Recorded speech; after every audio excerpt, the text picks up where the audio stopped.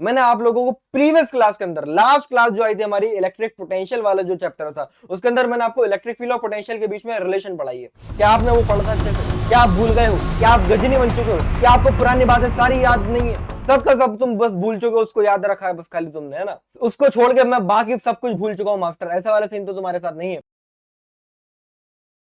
और एक instantaneous energy होती है, जैसे कि देखो जब मैंने इनको स्टार्टिंग में मिलाया था तो चुटर करके आवाज बोली थी, जी हाँ, ऐसी आवाज तुम्हारे तुम्हारी जिंदगी में एक बार और बोली थी, याद करो, जब उसने तुमको छुआ था। लेकिन उसके बाद अब देखो, जब दोबारा मैं इसको टच कर रहा हूं, अब कोई चुटर की आवाज नहीं आ रही, अब क्योंकि सारा चार्ज तुम्हारे अंदर का खत्म हो चुका है। दो पैरेलल प्लेट कैपेसिटर पर पहुंच चुके हैं, और पैरेलल से याद आता है कि पैरेलल का मतलब दो ऐसी लाइनें होती हैं जो जिंदगी में कभी नहीं मिलती। पैरेलल का मतलब ये होता है कि ऐसी दो लाइनें जो जिंदगी में कभी नहीं मिलेंगी। तो फिर ये बात तुमसे काफी रिलेट कर पाओगे। ये साथ तो चल रहे हैं मास्टर, लेकिन जिंदगी में कभी टकराएंगे नहीं, मुलाकात नहीं हो पाएगी। Would like to take notes while I take... भाई साहब, मेरे पास ये जो इंस्ट्रूमेंट है इसको कहते हैं कंडेंसर। आपने इसको कहीं ना कहीं कोई ना कोई घूमने वाली चीज के साथ लगा हुआ देखा होगा। अरे सर, घुमाया तो मुझे उसने था। अरे उसकी बात नहीं कर रहा हूं, मैं बात कर रहा हूं फैन की, मैं बात कर रहा हूं मोटर की। तो उसके साथ इस कंडेंसर को जरूर लगाया जाता है, और इसके अंदर होता है भैया चार्ज स्टोर। जी हाँ, इसी को मैंने अभी एक बोर्ड के अंदर इसके दोनों तार घुसाए थे मेरे प्यारे बच्चों। अब अगर मैं इन दोनों को आपस में जोड़ता हूं तो देखो मुझे देखने को मिलेगा एक स्पार्क। आई होप तुमको शायद दिखा होगा।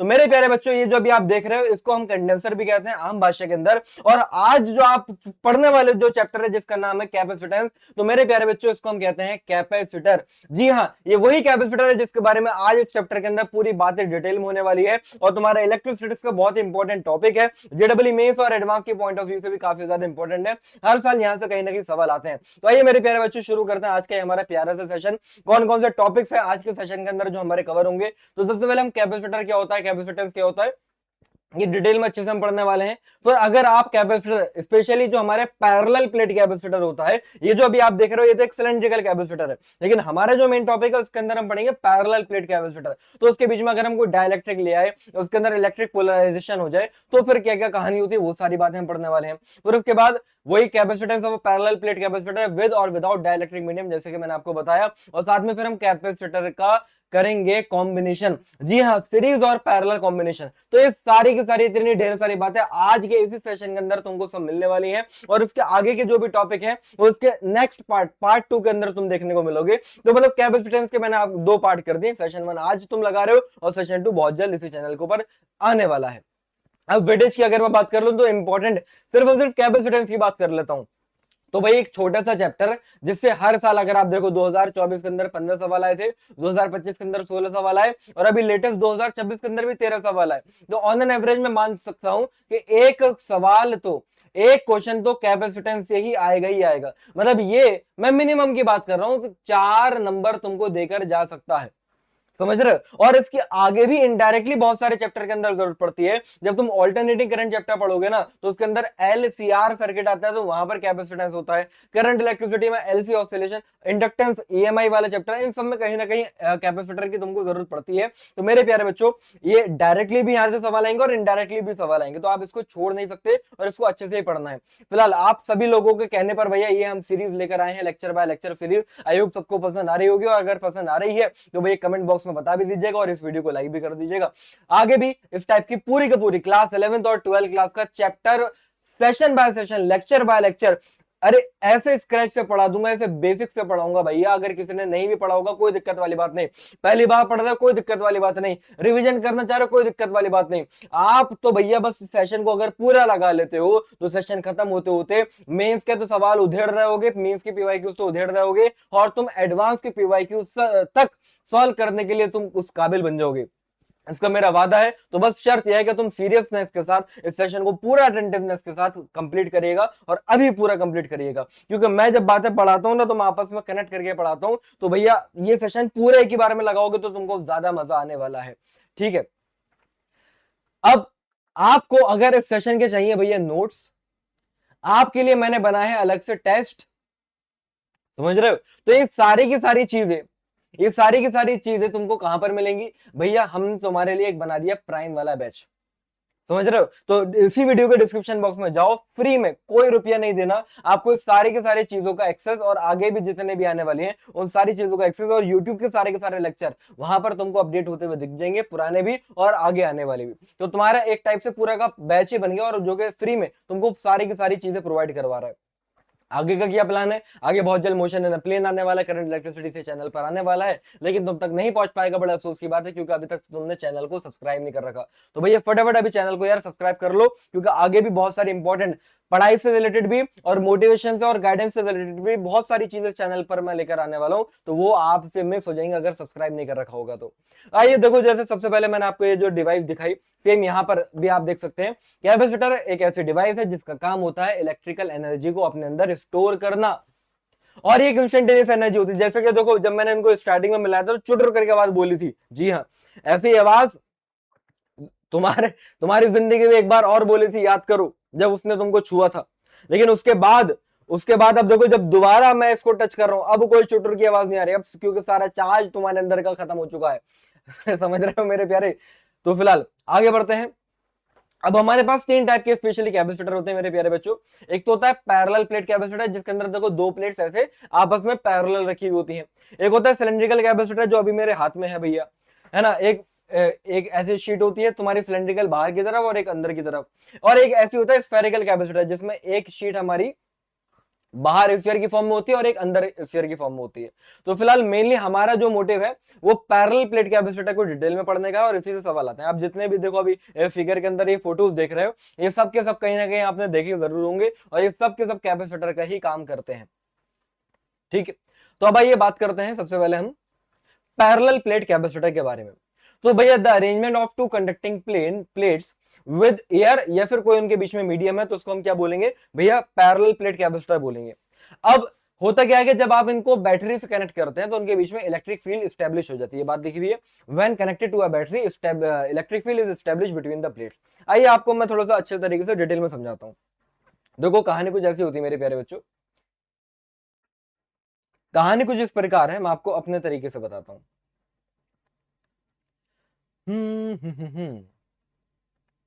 भाई मान लो दो न्यूट्रल बॉडीज थी, मान लो दो क्या थी, न्यूट्रल बॉडीज थी।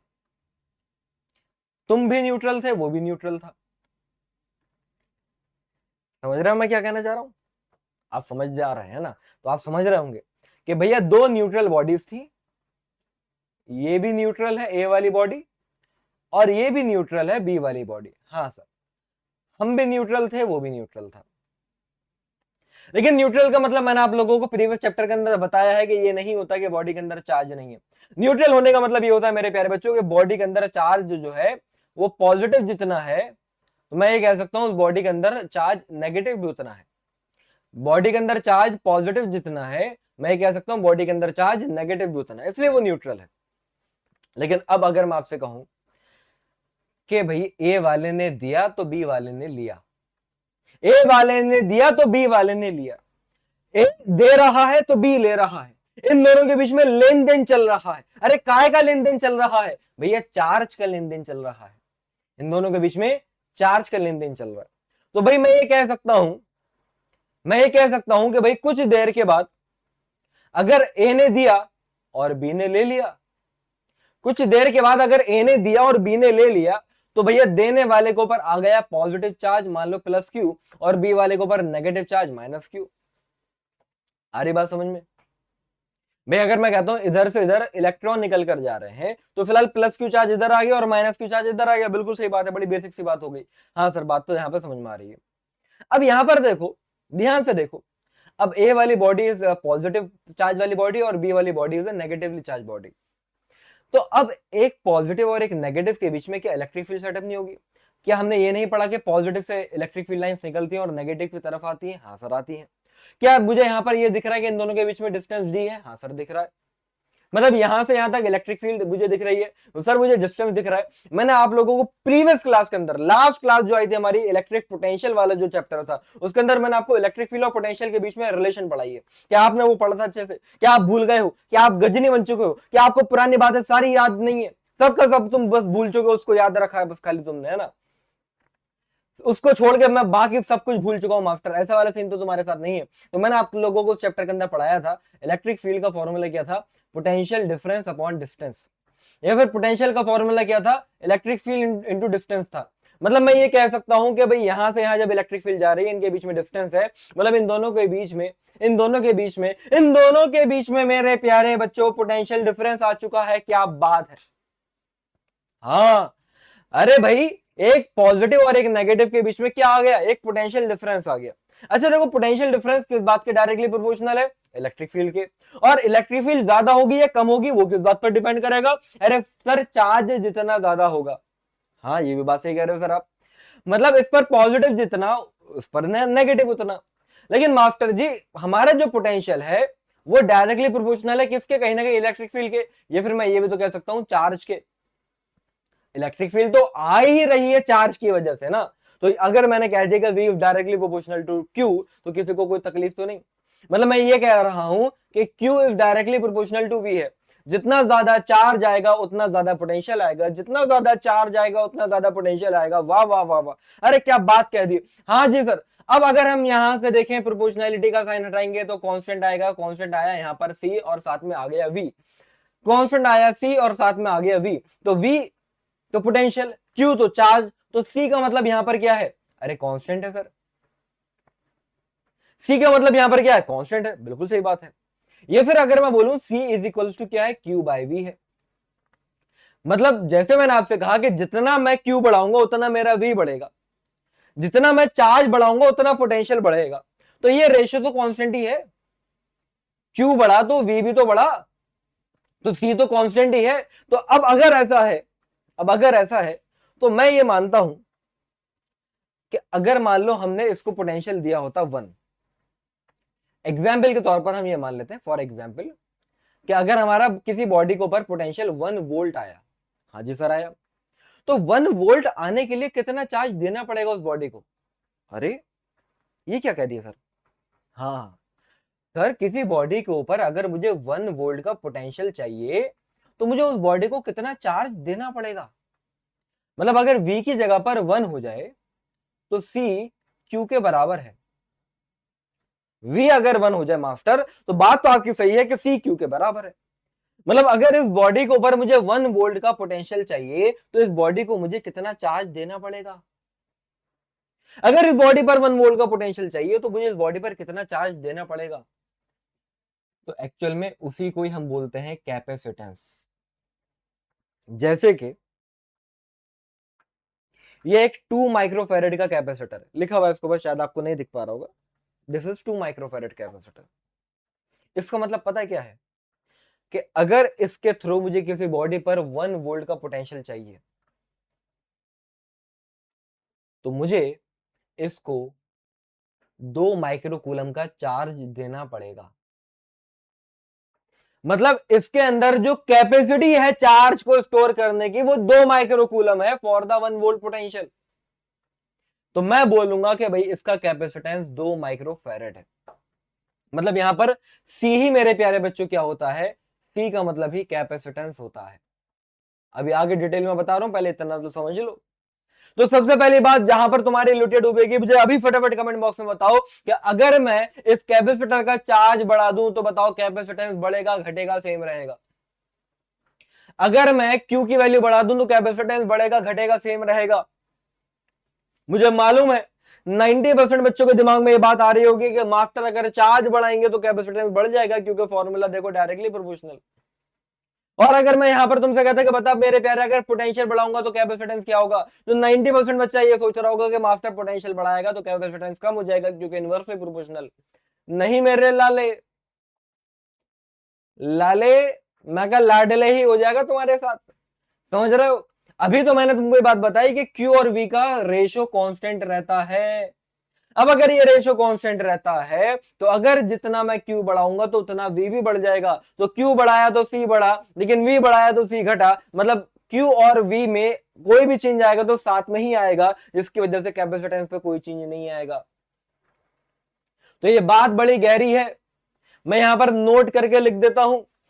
अब इस नोट को भैया तुम ध्यान से संभाल के रखो, ठीक है, ये इसका रोल बना के कहीं और ध्यान से रखो, वो तुम्हारे ऊपर है, लेकिन इसको रख लो कहीं ना कहीं, समझ रहे हो। तो मैं आपसे क्या कह रहा हूं, capacitance doesn't depends upon charge and potential. भले ही कैपेसिटेंस के फॉर्मूले में चार्ज और पोटेंशियल आ रहा है, लेकिन इस पर डिपेंड नहीं करता। अरे तो मास्टर किस पर डिपेंड करता है ये बताओ। अरे बताऊंगा ना, सब्र तो रख मेरे भाई।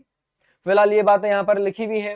कैपेसिटर को हम जब दिखाते हैं किसी भी सर्किट के अंदर, तो पैरेलल प्लेट कैपेसिटर को ऐसे दो पैरेलल लाइंस के थ्रू दिखाते हैं। पोलराइज अगर है तो ऐसे करके कर्व लाइन के थ्रू दिखाते हैं। बाकी और ज्यादा चक्कर में पड़ना नहीं है। फिलहाल आगे बढ़ते हैं। फॉर्मूला जैसे कि मैंने आपको बता ही दिया है कि भाई सी का फॉर्मूला क्या होता है मेरे प्यारे बच्चों, क्यू बाय वी होता है। कैपेसिटेंस कैसी क्वांटिटी है। अब आती थोड़ी मुद्दे की बातें। भाई charge is a scalar quantity, potential is a scalar quantity, तो ऑब्वियसली हमारा कैपेसिटेंस भी स्केलर क्वांटिटी ही होगा। ये तो बात सही है, स्केलर क्वांटिटी होगा। तो इसकी एसआई यूनिट जो होती है, देखो अगर तरीके से देखा जाए तो चार्ज की हो गई कूलम, वोल्ट की हो गई मतलब पोटेंशियल डिफरेंस की हो गई वोल्ट, तो कूलम पर वोल्ट होनी चाहिए, लेकिन हम कूलम पर वोल्ट बोलते नहीं है, हम इसको बोलते हैं फेरेड,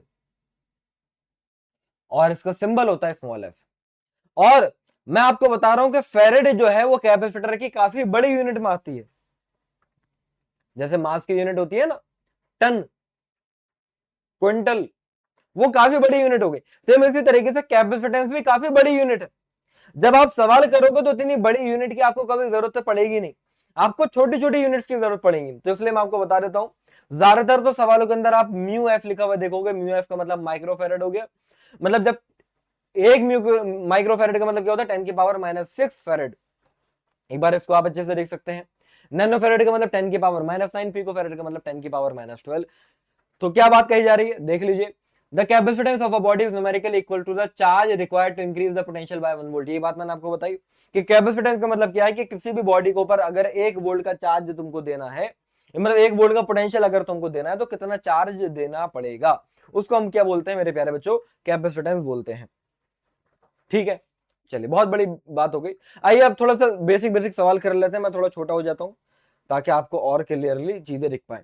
तो सबसे पहली बात, पहला सवाल आज की क्लास का ये है, find the capacitance of a capacitor जिसके ऊपर चार्ज हमें दे रखा है 2 मिली कूलम, मतलब 2 × 10⁻³ कूलम हमें दे रखा है।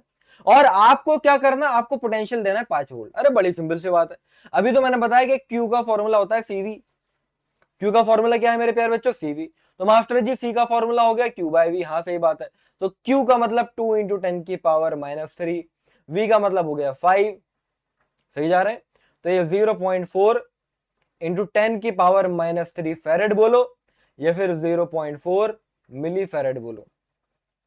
अच्छा मैंने शायद पीछे बात थोड़ी सी गलत ये बता दी, सिंबल हमारा कैपिटल एफ यूज कर रहे हैं हम यहाँ पर, तो आप भी कैपिटल एफ ही यूज कर लो भाई, है ना। स्मॉल एफ बोल दिया शायद मैंने, कैपिटल एफ आएगा भाई। इसको एक बार देख लीजिएगा। आगे बढ़ते हैं। फिलहाल find the charge on the capacitor. अब सिमिलर एक और सवाल है भाई, आपको इस बार क्या दे रखा है, कैपेसिटेंस दे रखा है, और आपको भैया पोटेंशियल दे रखा है, तो चार्ज पूछ रहे हैं। तो क्यू का फॉर्मूला सीवी, बहुत ही बेसिक लल्लू बातें हैं। तो कैपेसिटेंस 5 × 10⁻⁻6, और वोल्टेज जो है हमारी वो 100 वोल्ट हो गई। तो यहां से अगर मैं देखूं तो ये 500 × 10⁻⁻6 कूलम चार्ज आ रहा है, या फिर बोले तो ये आ रहा है हमारा कहीं ना कहीं 500 माइक्रो कूलम। 500 माइक्रो कूलम का मतलब ऑप्शन बी से ये मैच कर जाएगा। एक बार अच्छे से आप देख लीजिए, फिर मैं आपको आगे लेकर चलता हूं। चले मेरे प्यारो, बहुत बढ़िया, अरे बहुत ही बढ़िया, अरे कमाल कर दिया। अब देखो भैया नेक्स्ट टॉपिक आता है हमारा, energy stored in a capacitor.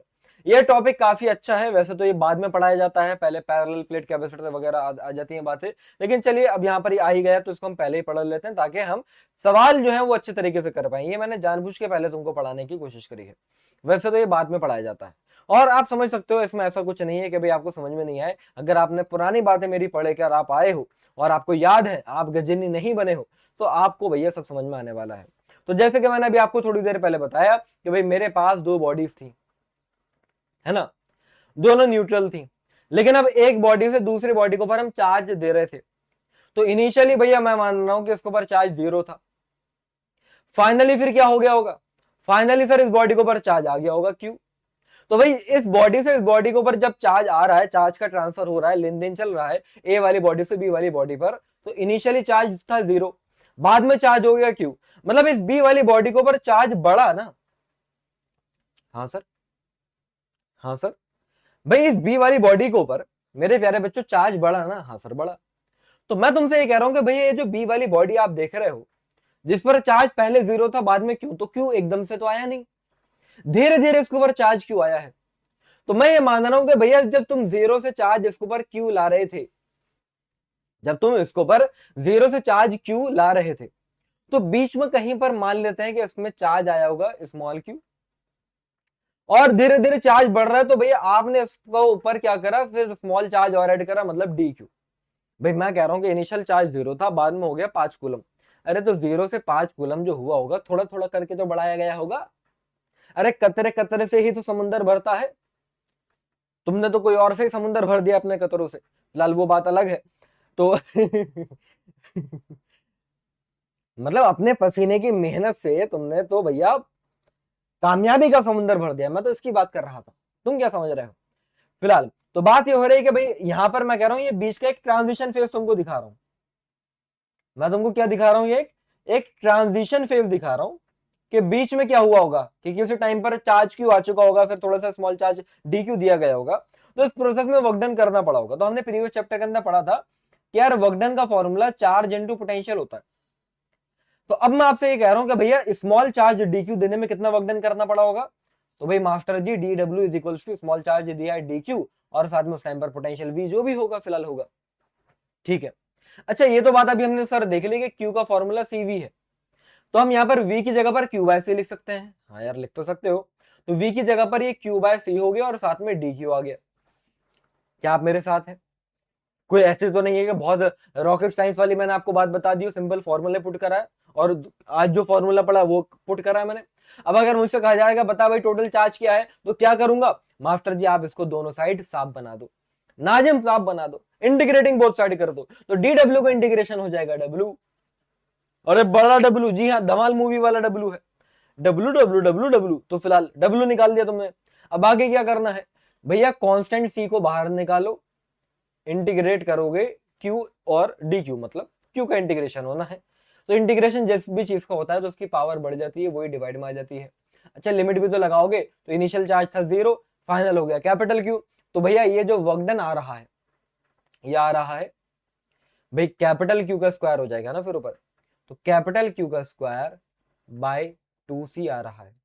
और ये वर्क डन है मेरे प्यारे बच्चों, इसको हम पोटेंशियल एनर्जी भी कह सकते हैं। मैंने आप लोगों को पहले भी पढ़ाया था कि भाई इतनी एनर्जी देनी पड़ गई मुझको इस चार्ज को स्टोर करने के लिए, तो वो एनर्जी जो इसके अंदर स्टोर्ड हो गई वो कहीं ना कहीं पोटेंशियल एनर्जी के फॉर्म में स्टोर्ड हो गई।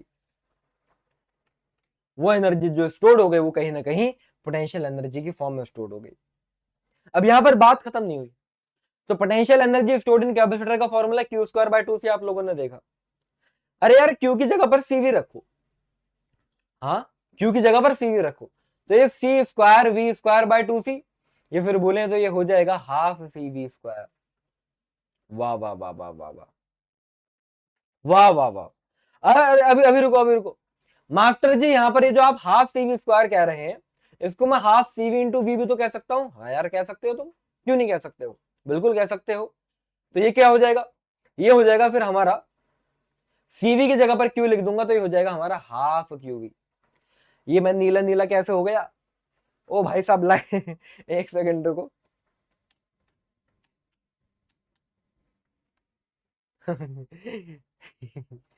मेरे मेरे स्टूडियो में बच्चों भूत आ चुका है। इधर एक स्टूडियो लाइट है जो येलो कलर की है, मतलब ऑफ वाइट है ना, वार्म लाइट जो होती है, एकदम से किसी ने इसके अंदर उजाला डाल दिया, ये नीली हो गई दया कुछ तो गड़बड़ है फिलहाल आगे बढ़ते हैं। तो मैंने आपको 3 फॉर्मूले दे दिए मेरे प्यारे बच्चों potential energy stored in capacitor का। एक क्यू स्क्वायर बाय 2c आप देख रहे हैं, एक हाफ सी वी स्क्वायर देख रहे हैं, एक हाफ क्यू वी देख रहे हैं। फिलहाल फॉर्मूला एक याद होगा तो बाकी दोनों आप निकाल लोगे, तरीका मैंने आपको बता दिया है। आई होप बातें सबको समझ में आ गई होंगी। यही सारी कहानी यहाँ पर देखो लिखी हुई भी है। फिलहाल आपको लिखने की जरूरत नहीं है, मैंने आपको बता दिया अपने तरीके से। फटाफट क्वेश्चन पर आ जाते हैं। आइए अब्दुल मास्टर फिर से आंटमैन बन जाते हैं। क्या कहा जा रहा है भाई, एनर्जी स्टोर्ड इन कैपेसिटर है जिसके अंदर चार्ज है 10 मिलीकूलम, चार्ज दे दिया और पोटेंशियल दे दिया। एनर्जी स्टोर्ड इन कैपेसिटर जिसमें हमारा चार्ज और पोटेंशियल दे रखा हो, तो हाफ क्यू वी वाला फॉर्मूला लगाओगे, सीधी सी बात है। तो हाफ आ गया, क्यू की जगह पर 10 मिलीकूलम मतलब 10 इंटू 10 की पावर -3, और पोटेंशियल की जगह पर 10 किलो वोल्ट मतलब 2 इंटू 10 की पावर 3, -3 + 3 को ले गए, और ये भैया 2 को भी ले गए, यहां से तो 10 जूली आ रहा है।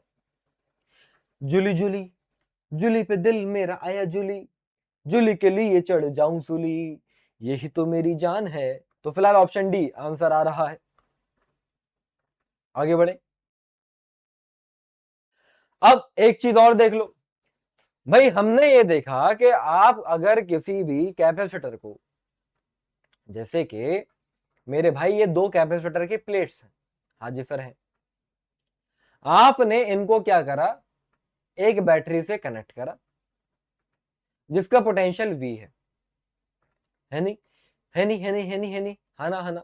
तो भैया इधर पॉजिटिव इधर नेगेटिव, तो यहां पर भाई इधर आया पॉजिटिव चार्ज, इधर आया नेगेटिव चार्ज, तो जितना इधर पॉजिटिव उतना उधर नेगेटिव। ये तो बात हमें समझ में आती है मास्टर, जिसकी वजह से इन दोनों के बीच में हमने कहा कि जितना ज्यादा पोटेंशियल डिफरेंस उतना ज्यादा चार्ज। वही वाली बात है, Q is directly proportional to V।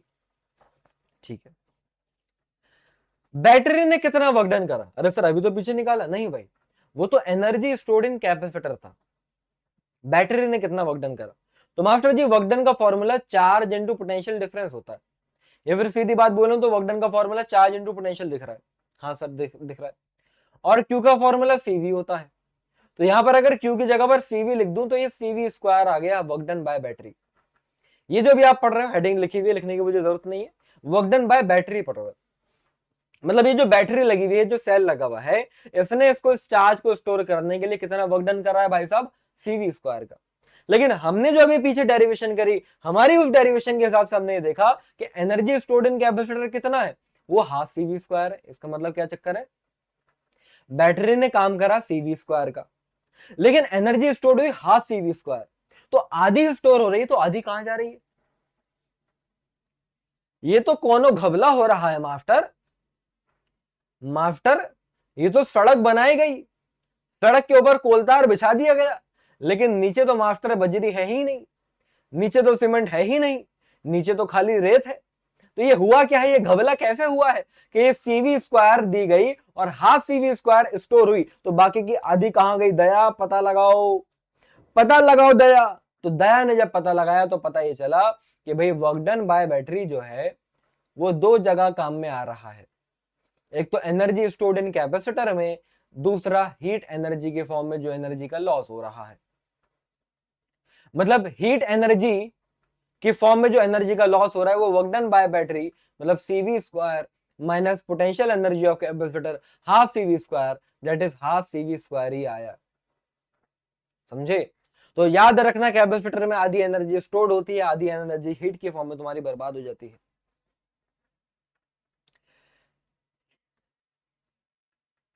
क्या आपको ये बात याद रहेगी? कैपेसिटर के अंदर आधी एनर्जी स्टोर हो जाती है और आधी एनर्जी हीट की फॉर्म में बर्बाद हो जाती है। तो ये कहीं ना कहीं मेरे प्यारे बच्चे कैपेसिटर तुम्हारी तरह ही है, समझ रहे हो? तुमको जितना पढ़ाया जाता है आधा तो तुम्हारे अंदर स्टोर हो रहा है, बाकी आधा भैया बाहर एनर्जी के फॉर्म में तुम्हारा कहीं ना कहीं रिलीज हो ही जाता है। समझ रहे हो? आधी एनर्जी तो तुम्हारी बर्बाद ही हो रही है। अरे सर बर्बाद से याद आया तो सर ये एनर्जी बर्बाद मैं कर लूंगा, लेकिन उसने जितना मुझे बर्बाद किया है सर वो कोई कैपेसिटर नहीं कर सकता। कोई दिक्कत वाली बात नहीं है, होता है, होता है। आगे बढ़ो, मूव ऑन करो। तो मूव ऑन करते करते अब हम कहां पहुंच चुके हैं, 2 पैरेलल प्लेट कैपेसिटर पर पहुंच चुके हैं। और पैरेलल से याद आता है कि पैरेलल का मतलब 2 ऐसी लाइनें होती हैं जो जिंदगी में कभी नहीं मिलती। पैरेलल का मतलब ये होता है कि ऐसी 2 लाइनें जो जिंदगी में कभी नहीं मिलेंगी। तो फिर ये बात तुमसे काफी रिलेट कर पाओगे, ये साथ तो चल रहे हैं मास्टर लेकिन जिंदगी में कभी टकराएंगे नहीं, मुलाकात नहीं हो पाएगी। तो फिलहाल आइए इनका कैपेसिटेंस निकालते हैं पैरेलल प्लेट कैपेसिटर का। तो इसकी जरा अच्छे तरीके से डेरिवेशन हम करेंगे, तो ध्यान से समझिएगा। थोड़ा सा बीच बीच में मास्टर पर्सनल हो जाता है, ताकि ताकि ताकि कुछ भी नहीं, मास्टर को बस मजा आता है। तो फिलहाल अभी आप ये जो एक दो लाइन देख रहे हैं, एक्चुअल में दो लाइन नहीं है, दो शीट है। जो आप सामने से देख रहे हो तो एक लाइन दिख रही है, मतलब ये ऐसे करके मेरे भाई ये क्या है, ये दो शीट्स हैं। वो तो आप सामने से देख रहे हो तो आपको क्या दिख रही है, एक लाइन दिख रही है। अब फिलहाल हुआ ये है, क्या हुआ है, हुआ ये है मास्टर कि यहां पर आपने ऐसे करके वायर के थ्रू एक बैटरी से कनेक्ट कर दिया है इन शीट्स को। ओके, तो ये पॉजिटिव, ये नेगेटिव, बैटरी का पोटेंशियल V, तो इधर वाली प्लेट पर चार्ज आ गया पॉजिटिव, इधर वाली पर आ गया नेगेटिव। अच्छा एक चीज और समझो, अब ये जो शीट है इसका एरिया भी है, हाँ सर है, और दोनों आइडेंटिकल शीट ही लेकर आए हो तो दोनों का एरिया बराबर ही होगा, बिल्कुल सही बात है। तो एरिया ए है। अच्छा इन दोनों शीट्स के बीच में डिस्टेंस जो है वो डी है, ठीक है, मान लिया डी है, दोनों शीट्स के बीच में डिस्टेंस डी है। Okay okay okay, no problem, no problem भाई। आगे बढ़ते हैं। हमने ये पढ़ा है कि चार्ज अपॉन एरिया होता है सिग्मा, सब चार्ज। अरे घबराओ मत, तुम्हारी लाइट नहीं गई है, कोई अंधेरा नहीं हुआ है। जिस तरीके का अभी अंधेरा तुमने देखा था, मुझे पता है कि कुछ कुछ इसी तरीके का अंधेरा चल रहा है तुम्हारी जेडब्ल्यू की प्रिपरेशन में, लेकिन कोई बात नहीं, इसको अंदर रोशनी जलाने मैं तुम्हारे सामने आ चुका हूं। आपको ना इस टाइम पर कोई ना कोई इंसान चाहिए जो ये बताए भाई इस हफ्ते तुमको क्या क्या टॉपिक्स पढ़ने हैं और किस तरीके से पढ़ना है, क्योंकि अच्छे तरीके से आप मॉनिटर चीजों को रखोगे ना तो आपकी तैयारी अच्छी जाती है, और आप भी चाहते हो कोई ना कोई ऐसा हो जो यार मेरा पूरा ट्रैक रख पाए। और आपने एक हफ्ते में जितना पढ़ा है वो पढ़ने के बाद आपने कितना अच्छे तरीके से उसके ऊपर सवाल बनाए हैं, एक टेस्ट के तौर पर तुमको पता चल जाए कि भाई मैं अभी किस लेवल पर हूं और कितना पढ़ने के बाद मैं कितने नंबर लेकर आ पा रहा हूं। तो परेशान मत हो, ये सारी मुसीबतों का हल तुम्हें मिल चुका है, जो है हमारी एकलव्य टेस्ट सीरीज। मेरे प्यारे बच्चों, एकलव्य टेस्ट सीरीज ये पूरे का पूरे भैया जेडब्ल्यू की तैयारी करने वाले स्टूडेंट्स के लिए एक लौती ऐसी टेस्ट सीरीज है जिससे मैक्सिमम नंबर ऑफ सवाल हर साल जेडब्ल्यू मेंस के अंदर आते हैं। और वो कैसे, क्योंकि हम पुराने 5-6 साल का पूरा एनालिसिस करते हैं कि क्या पैटर्न रह रहा है और क्या चेंज होता है, और उसी के बेसिस पर 2026 में चाहे जनवरी अटेम्प्ट हो या अप्रैल अटेम्प्ट हो, 80% से ज्यादा सवाल एज इट इज हमारी इस टेस्ट सीरीज से रखे हुए थे। ये तुम्हारे लिए बहुत फायदेमंद होगी, तो मैं चाहूंगा हर एक बच्चे इस टेस्ट सीरीज को जरूर लगा, ये तुम्हारी जेडब्ल्यू की जर्नी का सबसे बेस्ट डिसीजन होगा, अब्दुल सर का ये बात है। आइए अब यहां से अपना लेक्चर कंटिन्यू करते हैं। तो सरफेस चार्ज डेंसिटी होता है चार्ज अपॉन एरिया, मतलब मैं कह सकता हूं इस शीट के ऊपर surface charge density plus sigma है तो इस पर माइनस सिग्मा है, हाँ सर कह सकते हो। हमने ये भी पढ़ा है कि भाई शीट की वजह से इलेक्ट्रिक फील्ड का फॉर्मूला आता है। अगर मैं देखूं इस पी पॉइंट पर इलेक्ट्रिक फील्ड क्या आ रही है, तो मेरे प्यारे बच्चों इस पी पॉइंट पर अगर आपसे कोई कहे कि इलेक्ट्रिक फील्ड क्या आ रही है, तो इस पॉजिटिव शीट की वजह से इलेक्ट्रिक फील्ड इधर आएगी और नेगेटिव की वजह से भी इधर ही आएगी, मतलब इलेक्ट्रिक फील्ड ई प्लस ई हो जाएगा 2E। सही बात है। अच्छा शीट की वजह से इलेक्ट्रिक फील्ड का फॉर्मूला ये मैंने आपको पढ़ाया पहले चैप्टर में इलेक्ट्रिक चार्जेस एंड फील्ड में, ये सिग्मा बाय 2 एप्सिलॉन नॉट, ये मैंने आपको पूरा डिराइव भी कराया भाई साहब। तो यहां से 2 से 2 कट गया, तो हमारी फिलहाल electric field sigma by epsilon naught आ रही है। आ रही है तो सर आने दो, क्या दिक्कत है, अभी तुम देखते जाओ। तो इलेक्ट्रिक फील्ड अगर सिग्मा बाय एप्सिलॉन नॉट है तो सिग्मा तो चार्ज अपॉन एरिया होता है, तो ये Q upon A epsilon not हो गया। लेकिन फिर वही बात, पुरानी बातें निकालते हैं। हमने ये पढ़ा है कि भैया E का formula V by D, relation between electric field and potential से ये टॉपिक से हमारे ये फॉर्मूला निकल कर आया था कि E की जगह पर आप V बाई डी लिख सकते हो। तो इन दोनों के बीच में पोटेंशियल डिफरेंस V है, इन दोनों के बीच में डिस्टेंस D है, तो E की जगह पर मैं अगर V बाई डी लिख दूं तो किसी की किडनी में कोई तकलीफ तो नहीं हो रही कि V बाई डी जो है Q by a epsilon naught, Q लिख दिया मास्टर, लिख दिया भाई साहब, मास्टर की मर्जी। अभी तुम जरा ध्यान से देखो, ध्यान से देख रहे हो, तो यहां से देखो Q बाय V क्या आ रहा है, एप्सिलॉन नॉट ए ऊपर क्रॉस मल्टीप्लाई कर रहा हूं तो epsilon naught A by D आ रहा है। Master ji Q by V है, Q का फॉर्मूला CV, C का formula Q by V। Master ji ये तो बात देखी हुई है कि Q बाय V की जगह पर आप C लिख सकते हो, जी हाँ लिख सकते हो। तो कैपेसिटेंस का formula epsilon naught A by D आ रहा है। तो वो ये जो फॉर्मूला है ना Q बाय V, वो क्या है भाई, वो जनरल फॉर्मूला है, और उस फॉर्मूले पर कैपेसिटेंस डिपेंड ही नहीं करता, वो तो रेशो दे रहा है। लेकिन हाँ Q बाय V की वैल्यू हमने पुट करके निकाली इस पैरेलल प्लेट कैपेसिटर के लिए, और यहां से मुझे दिखा सॉरी थोड़ी तबीयत खराब है भाई, यहां से मुझे दिखा कि भाई हमारा ये जो कैपेसिटेंस आ रहा है वो epsilon naught A by D आ रहा है, और अब कैपेसिटेंस इस फॉर्मूले के अंदर ये जो तुम बात देख रहे हो इस पर डिपेंड करेगा। मतलब एप्सिलॉन नॉट का मतलब हो गया मीडियम। एप्सिलॉन नॉट का मतलब क्या हो गया मेरे प्यारे बच्चों? मीडियम। तो कैपेसिटेंस जो है वो मीडियम पर डिपेंड करेगा। एरिया ऑफ प्लेट तो एरिया पर डिपेंड करेगा। Distance between the plates distance पर डिपेंड करेगा। तो इन तीनों बातों पर कैपेसिटेंस हमारा डिपेंड करता है। हाँ देखो, क्या इस फॉर्मूले में कहीं पर चार्ज आया? क्या इस फॉर्मूले में कहीं पर पोटेंशियल आया? नहीं आया। तो मैं अपनी जगह पर सही था या नहीं था? मैंने कहा था कि ये डिपेंड नहीं करता ना चार्ज पर ना पोटेंशियल पर। तो ये कहीं ना कहीं ऐसा कह सकते हो कि तुम्हारा डायमेंशन के ऊपर, लेंथ ब्रेथ साइज, इन बातों पर डिपेंड करेगा। बीच में मीडियम क्या आ रहा है? जैसे अभी तो इस पर्टिकुलर केस में आप देखो तो मैं यहाँ पर एयर मान रहा हूं, तभी तो इलेक्ट्रिक फील्ड मैंने जब लिखी है सिग्मा बाय एप्सिलॉन नॉट लिखी है, वरना एप्सिलॉन नॉट के आ जाता। फिलहाल अभी उस बार तो पर भी हम आते हैं। तो इसको अच्छे से एक बार देख लीजिए, ये मैंने आपको पूरी डेरिवेशन करा दी है। कैपेसिटेंस का फॉर्मूला क्या होगा? Epsilon naught A by D हो जाएगा भाई। ठीक है मेरे प्यारो, चलो अब यहीं पर ये वाली बात भी कर ही लेते हैं। अगर हम कैपेसिटर के इन प्लेट्स के बीच में कोई कोई क्या ले आते, कोई और दूसरा मीडियम ले आते, जरा अच्छे तरीके से देखना। ये कैपेसिटर की दो प्लेट्स हैं, इनके बीच में आप क्या लेकर आए हो? कोई दूसरा मीडियम ले आए हो, लाइक दिस। ठीक है, और इस मीडियम का डाइलेक्ट्रिक कांस्टेंट है के। अब क्या होगा कैपेसिटेंस? तो मास्टर जी पहले जब एयर थी तो कैपेसिटेंस का फॉर्मूला ड्राइव करके आया epsilon naught A by D. अब पूरी डेरिवेशन की जरूरत थोड़ी है। क्यों? क्योंकि अब अगर आपसे कोई बोले कि यार मीडियम में कितना आएगा कैपेसिटेंस, तो एप्सिलॉन नॉट की जगह पर अभी एप्सिलॉन नॉट के ए बाई डी हो जाएगा। ये तो हमने पढ़ा है कि भाई मीडियम वाला जो केस होता है तो मीडियम में एप्सिलॉन नॉट इंटू के कर देते हैं खाली, और के यहां पर होता है डाइलेक्ट्रिक कांस्टेंट। के यहां पर क्या होता है मेरे प्यारे बच्चों? डाई इलेक्ट्रिक कांस्टेंट होता है। तो अब यहां से हमने क्या बात ऑब्जर्व करी कि किसी भी मीडियम में जो हमारा कैपेसिटेंस आएगा, अगर वो मीडियम पूरे का पूरे कैपेसिटर की प्लेट्स के बीच में है, तो वो के टाइम्स हो जाएगा एयर के कंपैरिजन में या फिर वैक्यूम के कंपैरिजन में।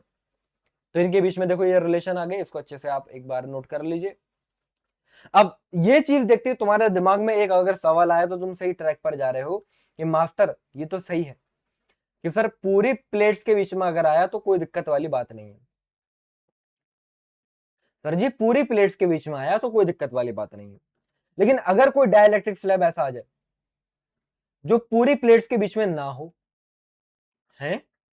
हाँ, ऐसा कोई डाइलेक्ट्रिक स्लैब आ जाए जिसकी थिकनेस जो है वो टी हो और वो पूरी प्लेट्स के बीच में ना हो, मतलब उसकी थिकनेस टी है और ये डिस्टेंस पूरा डी है, तो ये डी माइनस टी वाली जो जगह है, यहां पर एयर है और यहां पर मीडियम है। अब इस केस में बताओ मास्टर, अब क्या कैपेसिटेंस लोगे? के से मल्टीप्लाई करा दोगे क्या? नहीं भाई।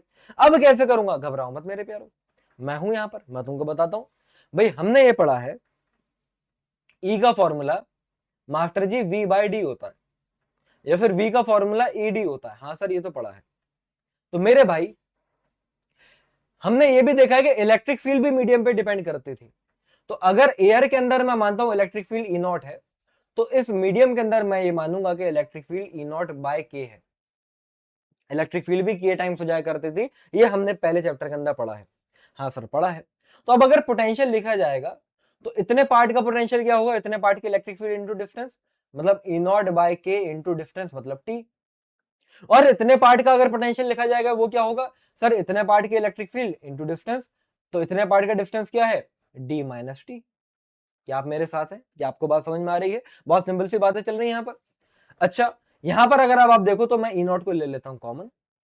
ई नॉट को कॉमन ले लिया सर आपने, तो यहां पर ये टी बाई के प्लस डी माइनस टी आ गया। सुनते जाओ उस तरीके से।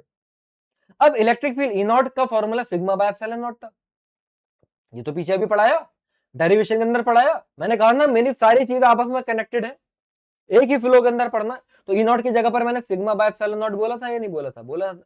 अभी तो बोला सर। देखते जाओ, इसको मैं ऐसे लिख दूं D minus T plus T by K, बात तो वही है। अच्छा, तो सर सिग्मा की जगह पर आप चार्ज अपॉन एरिया लिख सकते हो। हाँ यार क्यों नहीं लिखूंगा, इसलिए लिखूंगा D minus T plus T by के।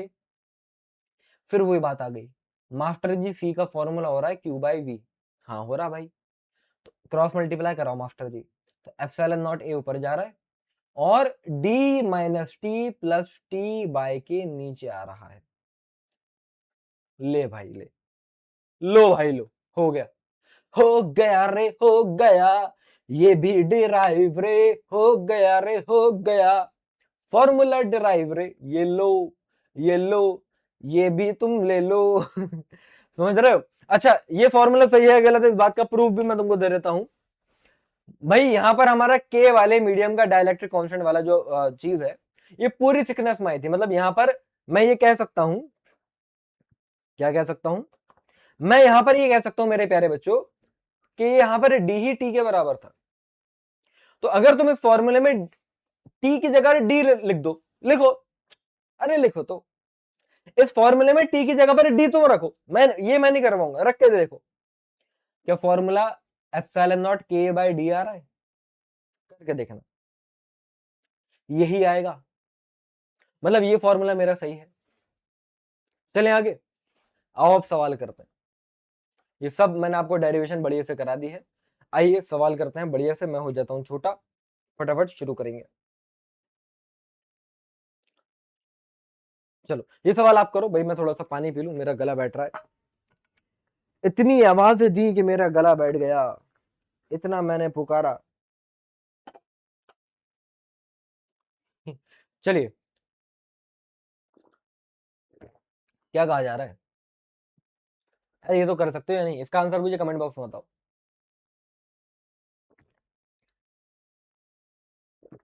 मतलब ये तो देख के करने वाला सवाल है भाई। पैरेलल प्लेट कैपेसिटर का capacitance epsilon naught A by D होता है। आपसे क्या कहा गया? अगर भाई उनकी प्लेट्स के बीच का सेपरेशन आधा कर दिया जाए, तो अगर डी को आधा करेंगे तो कैपेसिटेंस डबल हो जाएगा। क्या क्या था ये भाई? ये तो शुरू होता ही खत्म हो गया। हाँ ये तुम देखो, ये है इसे समझने वाली बात। ये भी एक्चुअल में एक डेरिवेशन है, 2025 24 जनवरी को आया हुआ सवाल है।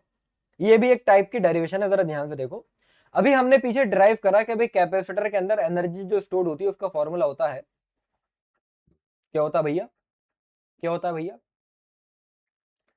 हाफ सी वी स्क्वायर होता है मास्टर। ठीक है भाई, होता है, तुम कह रहे हो तो होता ही होगा, तुम्हारी बात मान लेते हैं। अब यहां पर हाफ की जगह पर हाफ लिखो। मास्टर जी कैपेसिटेंस तो epsilon naught A by D होता है एयर या वैक्यूम में, तो हाँ ठीक है, वो लिख दिया, लिख दिया भाई। और मास्टर जी ई का फॉर्मूला वी बाय डी होता है, तो यहां से वी की जगह पर ई डी, देखो बार बार वो पुराने चैप्टर की बातें आ रही हैं, तो वी की जगह पर ई डी लिखेंगे, तो यहां पर ई स्क्वायर डी स्क्वायर लिख दिया। देखो एक डी से एक डी कट भी गया, तो यहां से हमारी एनर्जी आ रही है half epsilon naught E square, साथ में एरिया भी है और साथ में डिस्टेंस भी है। ये क्या हो गया? ये वॉल्यूम होता है। फिलहाल हमारा तो आंसर आ चुका है, half epsilon naught E square A D, option D से मैच कर रहा है। कितनी लल्लू बात हो गई। लेकिन आपको थोड़ा और आगे लेवल पर लेके चाहता हूं कि भाई अगर ये हमारी कैपेसिटर की प्लेट्स हैं, इनके बीच में ये एरिया हमें मालूम है, तो एरिया इंटू डिस्टेंस, इसको हम कहते हैं वॉल्यूम। एरिया इंटू डिस्टेंस को आप क्या कह सकते हो? वॉल्यूम कह सकते हो। तो यहां पर ये energy stored in capacitor divided by volume, ये हमारा half epsilon naught E square बना मेरे प्यारे बच्चों। हाँ सर बना। इसी को हम कहते हैं एनर्जी डेंसिटी। एनर्जी डेंसिटी भी कहते हैं मेरे प्यारे बच्चों। एनर्जी अपॉन वॉल्यूम मतलब एनर्जी डेंसिटी का formula half epsilon naught E square आता है। बहुत सारे बच्चों को लगता है ये एनर्जी का फॉर्मूला, नहीं, एनर्जी डेंसिटी का फॉर्मूला है। एनर्जी का formula half epsilon naught E square EDR, वही पूछ लिया गया था, वही पूछ लिया गया था। एक बार अच्छे से देखो, मैंने आपको ये पूरा बढ़िया से ड्राइव करा दिया है। चलें आगे। अब आइए थोड़ा सा पैरेलल प्लेट कैपेसिटर के बारे में पढ़ा है, तो स्फेरिकल कैपेसिटर के बारे में भी पढ़ लो, कोई बुराई थोड़ी है। तो ये भी आपको मालूम होना चाहिए कि जैसे कि अगर मैं एक स्फीयर लेकर आ जाता हूं जिस पर चार्ज क्यू है, जिसकी रेडियस आर है, इसका कैपेसिटेंस बताओ। कोई कोई लंबी चौड़ी डेरिवेशन की जरूरत नहीं, बहुत ही सिंपल सी बात है, ऐसी हो जाएंगी। देखो भाई वी नो डेट कि हमारा सी का फॉर्मूला क्यू बाय वी होता है। हाँ सर होता है। एक स्फीयर की वजह से, एक हॉलो स्फीयर की वजह से, क्योंकि कंडक्टिंग स्फीयर की हम बात कर रहे हैं, इलेक्ट्रिक पोटेंशियल का फॉर्मूला ये प्रीवियस क्लास में हमने पढ़ा था, 1/4 pi epsilon naught Q by R. अब अगर आप भूल गए हैं तो भैया खताकार हो तुम सितम ढाने वाले, भैया खताकार आप हैं, हम तो है नहीं, हमने तो ये पढ़ा दिया था, तुम भूले क्यों? तो यहां पर आप देखो Q की जगह पर Q रहेगा, क्यू की जगह पर क्यू रहेगा और वी की जगह पर क्या हो जाएगा, 1/4 pi epsilon naught Q by R हो जाएगा। यहां पर देखो क्यू से क्यू कटा, तो कैपेसिटेंस का formula 4 pi epsilon naught R आ रहा है। इसको एक बार अच्छे से देखिए, इसको एक बार अच्छे से देखिए।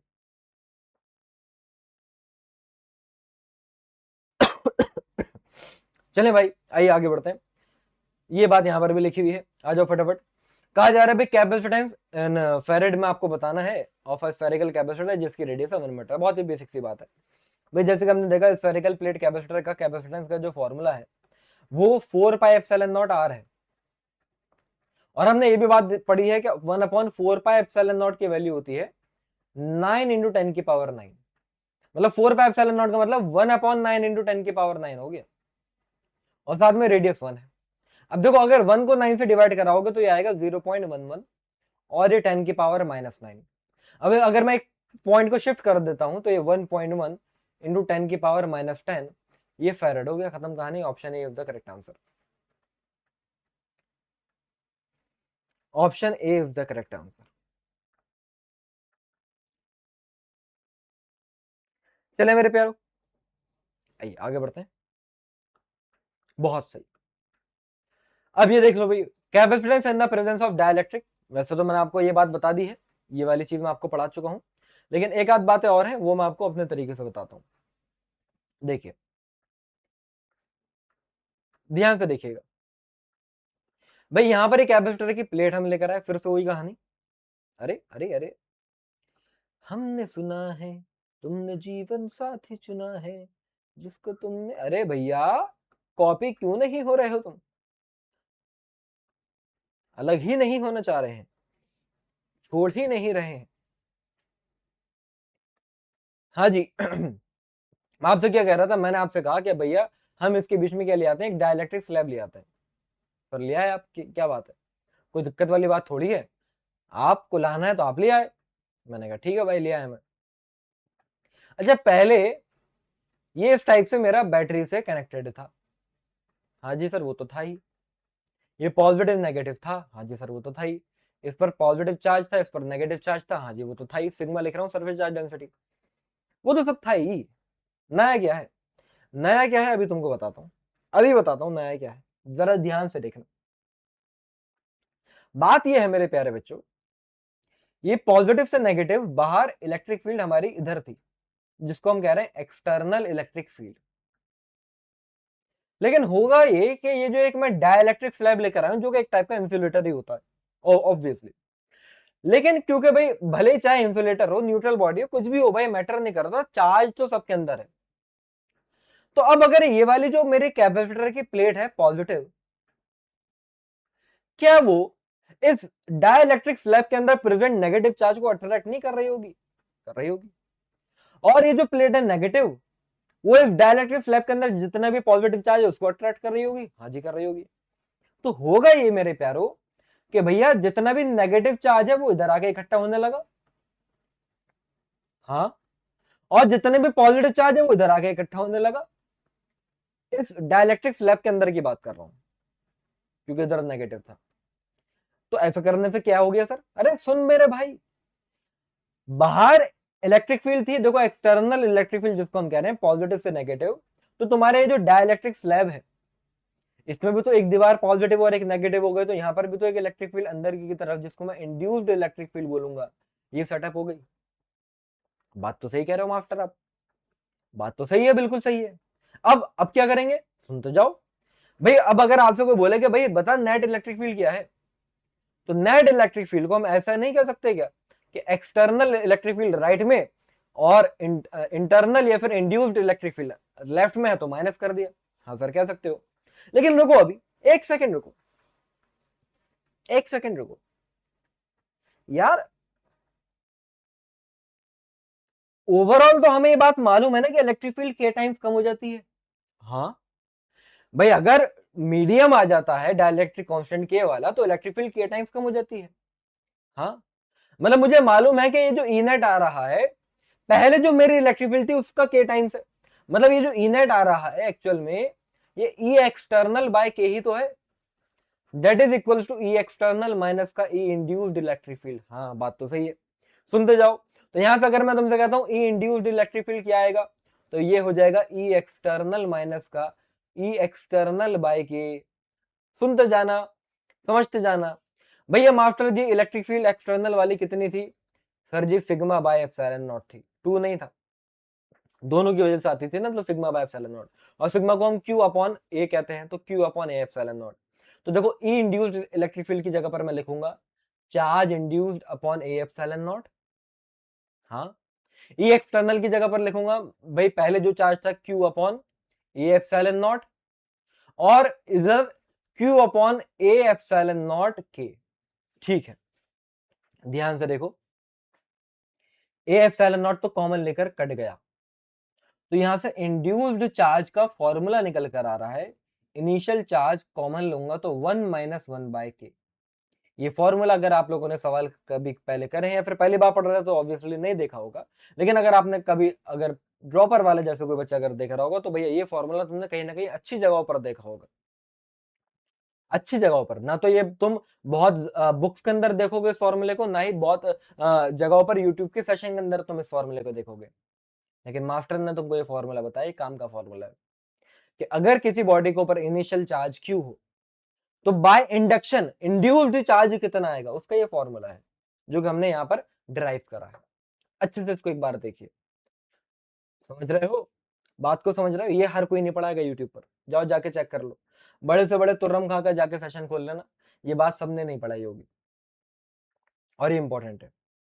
ठीक है, आइए आगे बढ़ते हैं, सवालों के ऊपर आ जाते हैं। जेडब्ल्यू मेंस अभी ताजे ताजे सवाल करने शुरू करते हैं 2026 का। आपको लग रहा होगा यार मास्टर नए सवाल नहीं करा रहा, 25 के तो करा रहा, 26 के नहीं करा रहा। आ जाओ सारे 26 के सवाल करते हैं। क्या कहा जा रहा है भाई, कहा यह जा रहा है एक पैरेलल प्लेट कैपेसिटर है। ओ ये तो बहुत बड़ी बात बता दी सर आपने। उनके बीच में सेपरेशन है 5 मिलीमीटर का, मतलब डी दे दिया 5 मिलीमीटर, उसको आपने चार्ज करा। एक शीट आप लेकर आए, डाइलेक्ट्रिक स्लैब लेकर आए आप 2 मिलीमीटर का, मतलब ये आपको थिकनेस दे दी टी। ठीक है मास्टर, तो ये देखा गया कि भाई अब पहले के कंपैरिजन में 25% ज्यादा चार्ज स्टोर करा जा रहा है। तो डाइलेक्ट्रिक कांस्टेंट बताओ, मैं समझाता हूं सवाल क्या है। भाई पहले क्यू का फॉर्मूला था सीवी, और पहले सी का मतलब था epsilon naught A by D. Battery का पोटेंशियल वी है, क्योंकि पहले भी बैटरी से लगा हुआ था और अभी भी कह रहे हैं कि मेंटेनिंग द कनेक्शन, मतलब अभी भी पोटेंशियल वी ही रहेगा। लेकिन कहा जा रहा है कि अब आपने उस प्लेट के बीच में एक डाइलेक्ट्रिक स्लैब लाके डाल दिया कुछ थिकनेस वाला, टी थिकनेस वाला। तो अब पहले कैपेसिटेंस अगर epsilon naught A by D था, तो अब कैपेसिटेंस ये थोड़ी है। अब नया कैपेसिटेंस जो आ रहा है वो होगा वही जो मैंने आपको पढ़ाया, epsilon naught A upon D minus T plus T by K. बात तो सही कह रहे हो सर आप। तो अब जो नया चार्ज आएगा वो क्या होगा, सी डैश इंटू वी, मतलब epsilon naught A upon D minus T plus T by K का वी टाइम्स। ठीक है, अब ये हमारा चार्ज आ रहा है, पहले ये हमारा चार्ज आ रहा था, लेकिन अकॉर्डिंग टू द क्वेश्चन हमारा चार्ज 25% बढ़ गया है। मतलब अकॉर्डिंग टू द क्वेश्चन इनका ये कहना है कि अब जो चार्ज आ रहा है क्यू डैश वो पहले वाले का 25% ज्यादा, मतलब क्यू प्लस 25% ऑफ क्यू है। समझ रहे हो, मतलब क्यू प्लस 25% का मतलब क्या हो गया, 25 अपॉन 100 क्यू है, मतलब ये हो जाएगा 1.25 क्यू, या फिर मैं इसको ऐसे भी कह सकता हूं 5/4 क्यू। हाँ सर कह तो सकते हो आप। अब मेरे प्यारे देख ले, इसके आगे अब फिजिक्स नहीं है, इसके आगे जो भी है वो मैथ्स है। क्यू डैश की वैल्यू जो आई वो यहां पर पुट करो, मतलब epsilon naught A upon D minus T plus T by K into V is equals to 5/4 times of Q, capital Q. तो वो आ रहा है कितना, वो आ रहा है हमारा epsilon naught A upon D into we.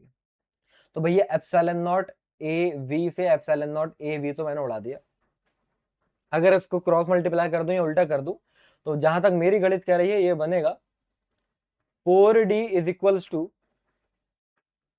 अच्छा एक सेकंड रुको, एक सेकंड रुक जाओ, डी है 5 टी है 2, रख दो, तो ये हो जाएगा, इसको उल्टा ही कर देते हैं।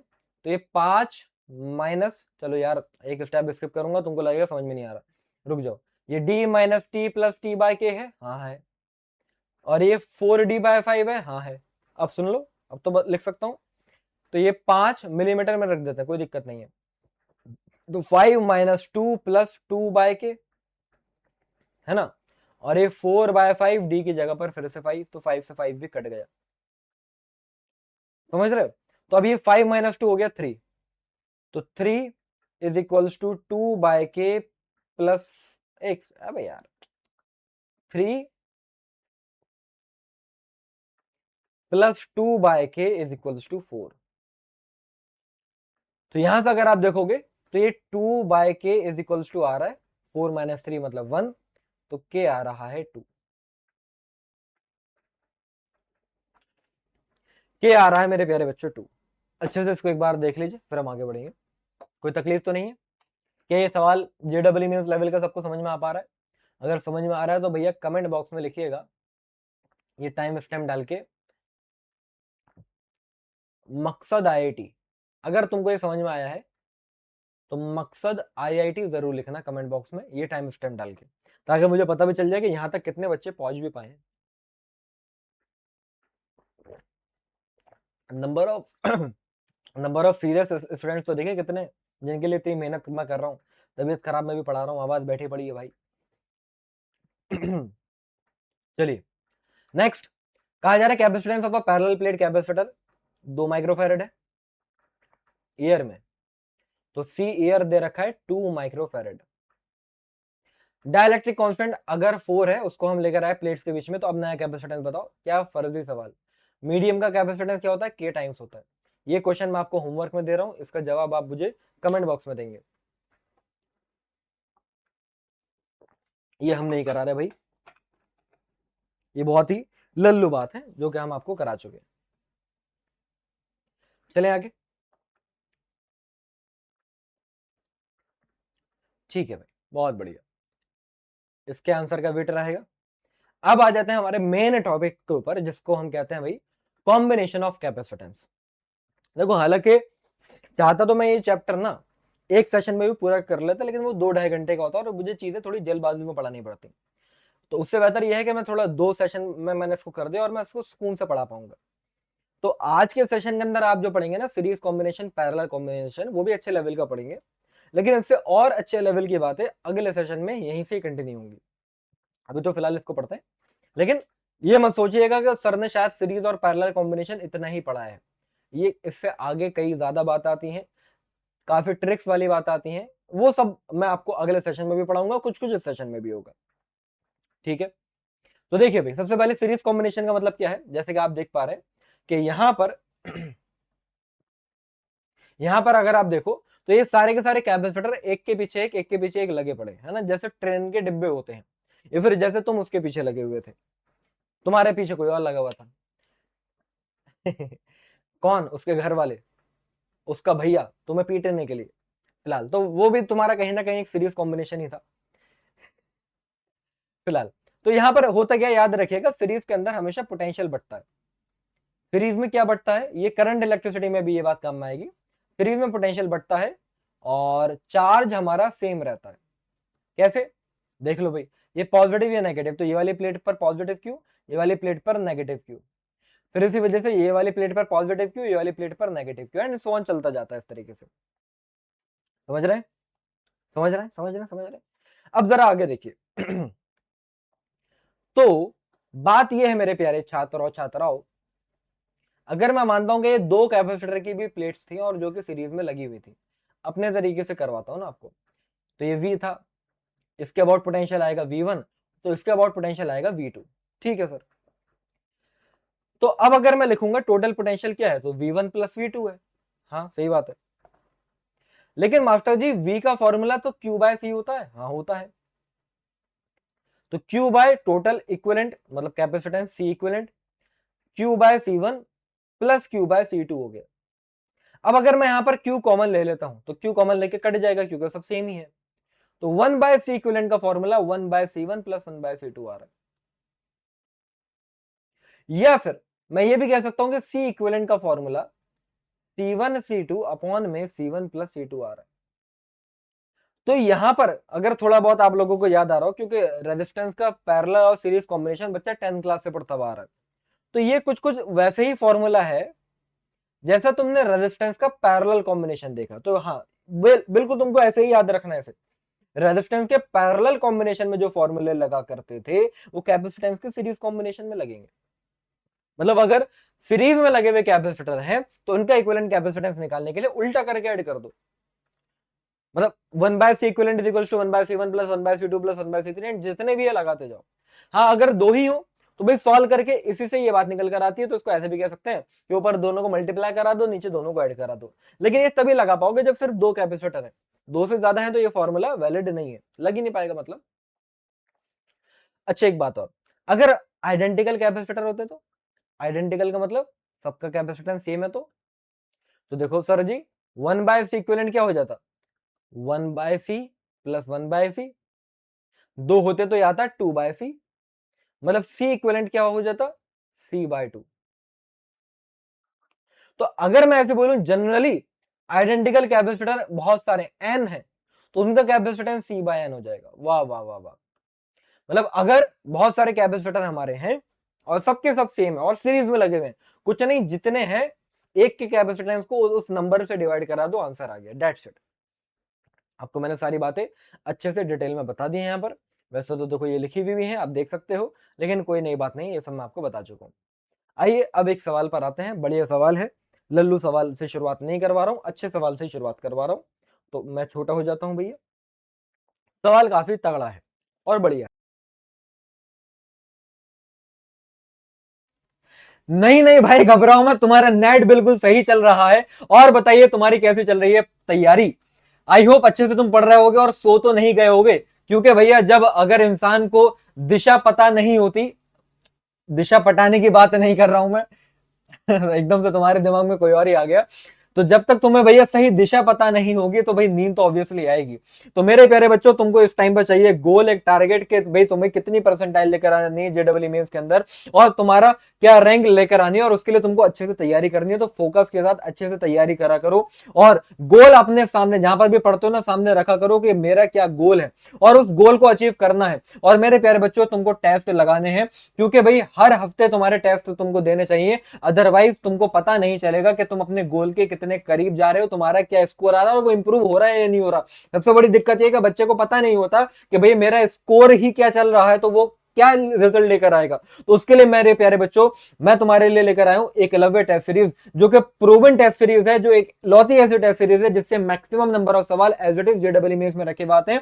2026 में आप देख लो जनवरी या मई अप्रैल अटेम्प्ट के अंदर 80% से ज्यादा सवाल एज इट इज आए थे। तो इसको तुमको लगाना चाहिए, तो ये तुम्हारा बेस्ट डिसीजन होगा मेरे प्यारे बच्चों। इससे बेस्ट तुमको एकलव्य टेस्ट सीरीज से बढ़िया टेस्ट सीरीज तुमको नहीं मिलेगी, ये मैं चैलेंज कर सकता हूं। ठीक है मेरे प्यारे बच्चों, तो अब आइए अपना यहां से लेक्चर दोबारा से कंटिन्यू करते हैं। तो ध्यान से देखिएगा, पहली बात तो सीरीज कॉम्बिनेशन में लगे हुए इसकी पहचान किया, देखो एक के बाद एक, एक के बाद एक, एक के बाद एक, भाई एक ही कैपेसिटर है, समझ रहे हो, फिर ऐसे एक ही है, ऐसे एक ही है, तो ये चार मतलब तीन कैपेसिटर हो गए। लेकिन अच्छा सवाल क्यों है, क्योंकि यहाँ पर कैपेसिटेंस के साथ साथ डाइलेक्ट्रिक कांस्टेंट भी दे रखा है, और तो थोड़ा तरीके से करना पड़ेगा इसको। मैं ऐसे मानता हूं इसको तीन अलग अलग कैपेसिटर में डिवाइड कर लेते हैं। तो ये एक कैपेसिटेंस C1, ये C2 और ये हो गया C3। ठीक है, C1 C2 C3। तो अब अगर आपसे कोई बोले कि यार C1 की वैल्यू बता भाई क्या है, तो C1 का formula epsilon naught K by D होता है। तो एप्सिलॉन नॉट K1, एरिया तो देखो पूरा ए ही है, लेकिन डी की जगह पर D/3 आएगा। देखो डी की जगह पर D/3 आएगा, तो D/3 आएगा तो 3 ऊपर चला गया।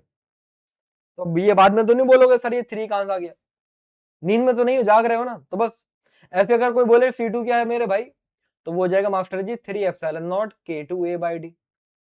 ऐसे अगर तो कोई तुमसे बोले C3 क्या है भाई साहब, तो ये हो जाएगा 3 एप्सिलॉन नॉट K3A/D। बात सिंपल है। अच्छा, अब आपसे क्या कहा जा रहा है, सी इक्विवेलेंट बताओ। तो हमें ये बात मालूम है 1/C इक्विवेलेंट का फॉर्मूला क्या होगा, 1/C1 plus 1/C2 plus 1/C3। तो 1/C1 का मतलब ये हो जाएगा D/3 epsilon not K1A, D/3 epsilon not K2A, D/3 3ε0k3a। बात तो समझ में आ रही है सर, बात तो है, ऐसा तो नहीं है कि समझ में नहीं आ रही है।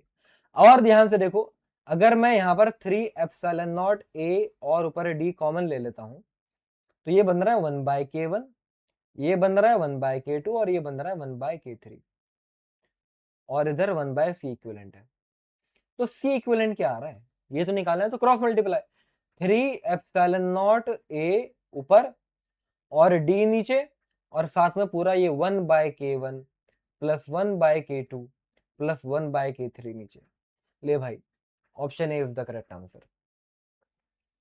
3 स्टेप के अंदर क्वेश्चन धुआं धुआं हो गया, 3 स्टेप के अंदर, ये तो फॉर्मूला ही है, 3 स्टेप में क्वेश्चन धुआं धुआं हो गया।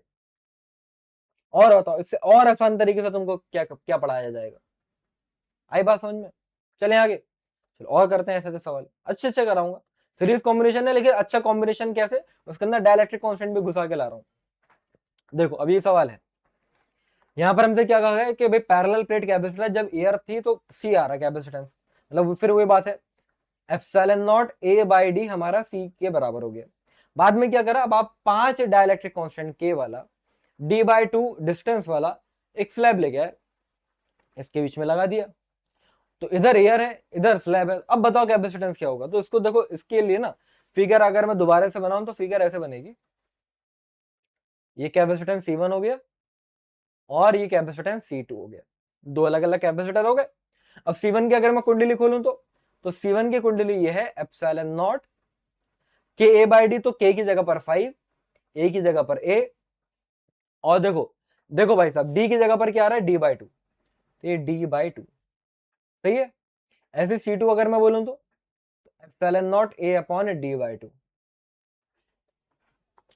भाई यहां पर भी तो आप देखो, यहां पर एयर 1 है तो k तो आएगा नहीं, और ये डिस्टेंस अभी भी d/2 है, ठीक है। अब अगर आपसे कहा जाए कि भाई कैपेसिटेंस बताओ, जरा तुम ध्यान से देखो, क्या ये 10c है और क्या ये 2c है? हाँ हाँ मास्टर, अरे 2 5 10 ε0 a/d है ना, और ये 2 ε0 a/d, हाँ बात तो सही है सर, ये 10c ये 2c है। तो c इक्विवेलेंट का फॉर्मूला अगर दो सीरीज में हो तो क्या, c1 c2 upon c1 plus c2 लगा दो इस बार, ये भी ट्राई कर लेते हैं। तो ऊपर आ रहा है ये 10c इंटू 2c और नीचे आ रहा है 10c प्लस 2c, मतलब ये बन गया 20/12, डेट इज 4 5 20 एंड 4 3 12, 5/3 सी, ये फिर बोले तो मतलब 5/3 सी आ रहा है, सीधी बात है, बोलने तो क्या। लेकिन आपसे क्या बोला है, परसेंटेज इंक्रीमेंट बताओ, परसेंटेज इंक्रीमेंट कितना हो गया। तो देखो परसेंटेज इंक्रीमेंट का फॉर्मूला या डिक्रीमेंट जो भी होता है उसका फॉर्मूला ये होता है final minus initial upon initial into 100, किसी भी चीज में आप ये लगा सकते हो। तो फाइनल कैपेसिटेंस 5/3c, इनिशियल था c अपॉन इनिशियल इंटू 100। तो ये अगर हमने करा तो ये करके कितना बैठ रहा है 2c/3 इंटू 100 है, और नीचे भी c है, c से c कट गया, तो मेरे भाई साहब ये 66.67% बैठ रहा है, ऑप्शन बी 66.6% बैठ रहा है, ऑप्शन बी देख लीजिए। स्टिल जेडब्ल्यू में 2026 2 अप्रैल में आया हुआ सवाल आप सॉल्व कर चुके हैं। और बताओ और क्या चाहिए, चले आगे। अब ये जो सवाल है सेम सवाल जेडब्ल्यू में 2025 में आया है 8 अप्रैल, सेम सवाल है, देख रहे हो। मैं हट जाता हूं, आप देखो इस बार ऊपर 5 है, बस नीचे एयर नहीं है, नीचे भी 3 डाइलेक्ट्रिक कांस्टेंट वाला है, तो उसका कैपेसिटेंस हमें निकालना सेम है जैसे मैंने आपको पीछे करा, सेम है, बस नीचे वाले में भी एयर ना होकर डाइलेक्ट्रिक स्लैब है। तो ये आप करेंगे होमवर्क के अंदर, और इसमें थोड़ा सा पैरेलल वाली भी बात आ रही है, तो अभी इसको रुक जाओ, मैं आपको पहले पैरेलल कॉम्बिनेशन करा दूं, उसके बाद तुम इस सवाल पर आके इसके होमवर्क वाला ये सवाल जरूर करिएगा, ठीक है। पहला काम तो वही सीरीज कॉम्बिनेशन इन दोनों का मिला के, इन दोनों का सीरीज कॉम्बिनेशन मिला के सी इक्विवेलेंट निकालोगे, फिर उसमें कहा जा रहा है 7.5 पिकोफैरेड का एक और कैपेसिटर पैरेलल में जोड़ दिया, मतलब इसका जो भी आंसर आएगा उसके साथ पैरेलल में इसको जोड़ देना। जो पैरेलल वाली बात क्योंकि मैंने अभी आपको पढ़ाई नहीं है, तो पहले पैरेलल वाली बात मैं आपको पढ़ा देता हूँ, उसके बाद ये सवाल पर आना। ये सवाल मैंने डाला ही सिर्फ इसलिए था ताकि मैं आपको दिखा सकूं कि देख भाई 2025 में जो सवाल था वही 2026 में है, और मैं वही सवाल लेकर आ रहा हूं और वही सवाल तुमको करवा रहा हूं जो 2027 में भी आने के पूरे पूरे चांसेस है। ठीक है, तो जरा तरीके से समझते जाइए। अब आता है पैरेलल कॉम्बिनेशन ऑफ कैपेसिटर। बहुत ही सिंपल सी बात है, पैरेलल की पहचान क्या है? पैरेलल की पहचान ये है मास्टर कि भाई एक कैपेसिटर की प्लेट दूसरी कैपेसिटर की प्लेट ऐसे अगर दो अलग अलग वायर से लगी हुई, आगे पीछे नहीं है, इस बार ऊपर नीचे है। वाह वाह वाह, ये भी इंसान का अपने अपने अलग अलग शौक है, कभी आगे पीछे है कभी ऊपर नीचे है। आगे पीछे है, एक के पीछे एक के पीछे एक चल रहा तो सीरीज कॉम्बिनेशन, ऊपर नीचे है, एक के ऊपर एक है तो वो पैरेलल कॉम्बिनेशन। वाह वाह वाह, आप बताइए आपको कौन सा कॉम्बिनेशन ज्यादा पसंद है, सीरीज या पैरेलल? ठीक है फिलहाल आगे बढ़ते हैं। तो ये अगर हमारा कैपेसिटर हमने जोड़ दिया है, इसका कैपेसिटेंस मान लो C1 है, इसका C2 है, तो पैरेलल की पहचान ये होती है कि भैया पैरेलल में हमारा पोटेंशियल सेम रहता है और पैरेलल में हमारा चार्ज डिवाइड हो जाता है। तो मैं ये कह सकता हूं कि भाई इसमें जो चार्ज गया होगा वो Q1 है और इसमें जो गया होगा Q2 है, तो टोटल चार्ज जो हो जाएगा वो Q1 प्लस Q2 हो जाएगा। और Q का फॉर्मूला होता है CV, तो यहां पर ये C इक्विवेलेंट V, तो ये हो जाएगा C1V प्लस C2V, और V कॉमन लेके हमारा कट चुका है, तो इस बार देखो C इक्विवेलेंट आ रहा है सीधा सीधा C1 प्लस C2। इसका मतलब बस इतना सा है मेरे प्यारे बच्चों, पैरेलल कॉम्बिनेशन में कैपेसिटेंस अगर तुमको निकालना है तो बिल्कुल सीधा सीधा ऐड कर देना। पैरेलल कॉम्बिनेशन में अगर कैपेसिटेंस आपको निकालना है मेरे भाई तो बिल्कुल सीधा सीधा ऐड कर देना, कोई ज्यादा लोड लेने की जरूरत नहीं है। अगर ऐसे से n आइडेंटिकल हो तो, n कैपेसिटर हो तो, n आइडेंटिकल कैपेसिटर हो तो कोई दिक्कत वाली बात नहीं, सबको C plus C plus C plus C करोगे तो एक्चुअल में ये हो जाएगा तुम्हारा n इंटू सी, NC। ठीक, आइए अब सिमिलर सवाल जो मैंने आपको सीरीज में कराया था वो अब पैरेलल में आ रहा है। तो देखो पैरेलल में क्या है, पैरेलल में डिस्टेंस सेम है, एरिया बटा हुआ है, तो ये पहचान होती है। वहां पर हमने क्या देखा था, एरिया सेम था और डिस्टेंस अलग अलग था, तो ये ध्यान रखना, ये पैरेलल की पहचान है। कैसे, देखो आप देख सकते हो ना, यहां से ये जो प्लेट आई, एक इधर गई है, एक इधर गई है और एक इधर गई। इस बार डिवीजन कुछ इस तरीके से हो रहा नहीं हो रहा, ध्यान से देख लो। उस वाले में डिवीजन हमारा ऐसे हो रहा था बच्चे, ऐसे, तो ये सीरीज की पहचान है। और अगर ऐसे हो रहा हो तो ये हमारी पैरेलल की पहचान है। मतलब ब्रांचेस अगर निकल जाए, ये फिर सीधी बात है, इतना याद रखो, एरिया अगर डिवाइड हो तो भैया पैरेलल, इसको लिख लो, नोट करके लिख लो, अभी मैंने लिखवाया नहीं, यहां पर मैं बता रहा हूं। एरिया अगर डिवाइड हो तो समझ जाना पैरेलल है, और डिस्टेंस अगर डिवाइड हो तो समझ जाना सीरीज है, दैट्स इट। अब कोई चक्कर ही नहीं है। तो यहां पर अब आप देखो, तो सी इक्विवेलेंट का फॉर्मूला क्या हो जाएगा, C1 plus C2 plus C3। अब C1 क्या होगा, epsilon naught K1, area epsilon naught K बाय D होता है ना, तो एरिया की जगह पर A/3, और D तो देखो पूरा ही है, D सेम ऐसे ही एप्सिलॉन नॉट K2 A/3D, ऐसे ही एप्सिलॉन नॉट K3 A/3D। या फिर अगर हम देखें तो यहां से एप्सिलॉन नॉट A/3D को आप कॉमन ले लेंगे, तो ब्रैकेट में इस बार K1 plus K2 plus K3 आ रहा है, जो कि ऑप्शन ए से मैच कर रहा है। नहीं, ऑप्शन ए से क्यों मैच करेगा यार, हमारा ये ऑप्शन बी से, बी फॉर बेगम से मैच कर रहा है, ए फॉर अब्दुल सर से मैच ही नहीं कर रहा, बेगम से मैच कर गया। वाह वाह, क्या बात है।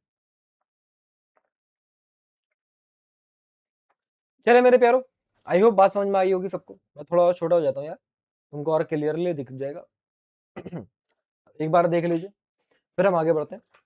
अभी सवाल देख लो, अभी ये सवाल और अच्छा है, अभी 2026 में आया था जनवरी अटेम्प्ट के अंदर। क्यों अच्छा है, क्योंकि उसमें दोनों कॉम्बिनेशन हो रहा है, सीरीज भी और पैरेलल भी। ठीक है, मैं बड़ा हो जाता हूं ताकि ये मेरे पीछे फिगर छुपे नहीं। देखिए, तो यहां पर कहानी कुछ ऐसे है कि भाई एक कैपेसिटर की प्लेट तो ये आ गई पूरी, जिसका कैपेसिटेंस C1 है। फिर उसके बाद देखो यहाँ पर एरिया बटा हुआ नहीं था, डिस्टेंस बटा हुआ, तो ये सीरीज में आ गई। फिर यहाँ पर देखो क्या हुआ, एरिया बढ़ गया, K1 और K2 में एरिया बढ़ गया, तो यहां से मतलब ऐसा आप कह सकते हो एक कैपेसिटर की प्लेट ये निकली है, एक कैपेसिटर की प्लेट ये निकली है, और ये आपस में ऐसे मिल गई, तो इसको मैं C2 कह देता हूं, इसको मैं C3 कह देता हूं। ठीक, तो अब यहां पर C1 का मतलब क्या है, एप्सिलॉन नॉट, एरिया पूरा ए है और साथ में K1 भी आएगा, सॉरी, एप्सिलॉन नॉट K1 ए, और D/2 है डिस्टेंस, तो यहां पर D की जगह पर D/2 मतलब 2 पर जाएगा। समझ में आ रही है? अच्छा सवाल है, ध्यान से देख लो। ऐसे C2 अगर मैं लिखने चला तो वो होगा एप्सिलॉन नॉट K2 ए की जगह पर A/2 और D की जगह पर भी देखो D/2, क्योंकि उसका एरिया भी आधा है ना, इसका एरिया भी आधा है और डिस्टेंस भी आधा है, तो एप्सिलॉन नॉट K2 A/2 और D/2, तो 2 से 2 कट गया। सेम ऐसे अगर मैं बोलूं C3 क्या है, तो वो भी एप्सिलॉन नॉट K3 A/2 और D/2, मतलब एप्सिलॉन नॉट K3 A/D। आ रही बात समझ में? अच्छा, अब हमें क्या निकालना है, हमें निकालना है, देखो पहली बात C2 और C3 का इक्विवेलेंट बैठेगा C2 प्लस C3, मतलब ये C23 का कैपेसिटेंस बैठेगा C2 प्लस C3, क्योंकि पैरेलल में सीधा सीधा ऐड होता है। तो अगर ये मैं कर देता हूं तो ये एप्सिलॉन नॉट A/D आ गया कॉमन, और ये ब्रैकेट में बचा रहा K2 प्लस K3। अब C1 के साथ निकालना है। अच्छा एक सेकंड रुको यार, वैल्यू भी पुट कर दो, क्या काय का मैं लोड ले रहा हूं बेवजह। K2 3 है और K3 5 है, तो ये बन जाएगा 5 एप्सिलॉन नॉट A/D। सही है, तो ये क्या बन गया फिर हमारा, K1 कितना है, K1 है 2, तो 2 2 जा 4, तो ये बन गया हमारा 4 एप्सिलॉन नॉट A/D। अब सही है। अच्छा एप्सिलॉन नॉट A/D को हम C मान लेते हैं, तो मास्टर जी ये है 4C और ये आया 5C। अब देखो ये कॉम्बिनेशन ऊपर वाले के साथ सीरीज में है, तो अब अगर C इक्विवेलेंट निकालना है तो क्या करूंगा, दोनों को मल्टीप्लाई 4C इंटू 5C और नीचे दोनों को ऐड, मतलब 4C प्लस 5C, तो ये कितना बन गया 20C/9 आ रहा है। भैया कोई भारी मिस्टेक हो गई लग रहा है, ये तो भारी मिस्टेक हो गई, ये 3 + 5 8 था, सॉरी 3 + 5 8 था, ये 8 आ रहा है यार, ये 8 है, 8C इंटू 5C और 8C प्लस 5C। अभी भी गड़बड़ हो रही है, मैंने क्या कर दिया यार, ये मैंने क्या कर दिया इस सवाल में। भाई हमारे लिए K1 का मतलब है 2, तो K1 की जगह पर 2 रखा है,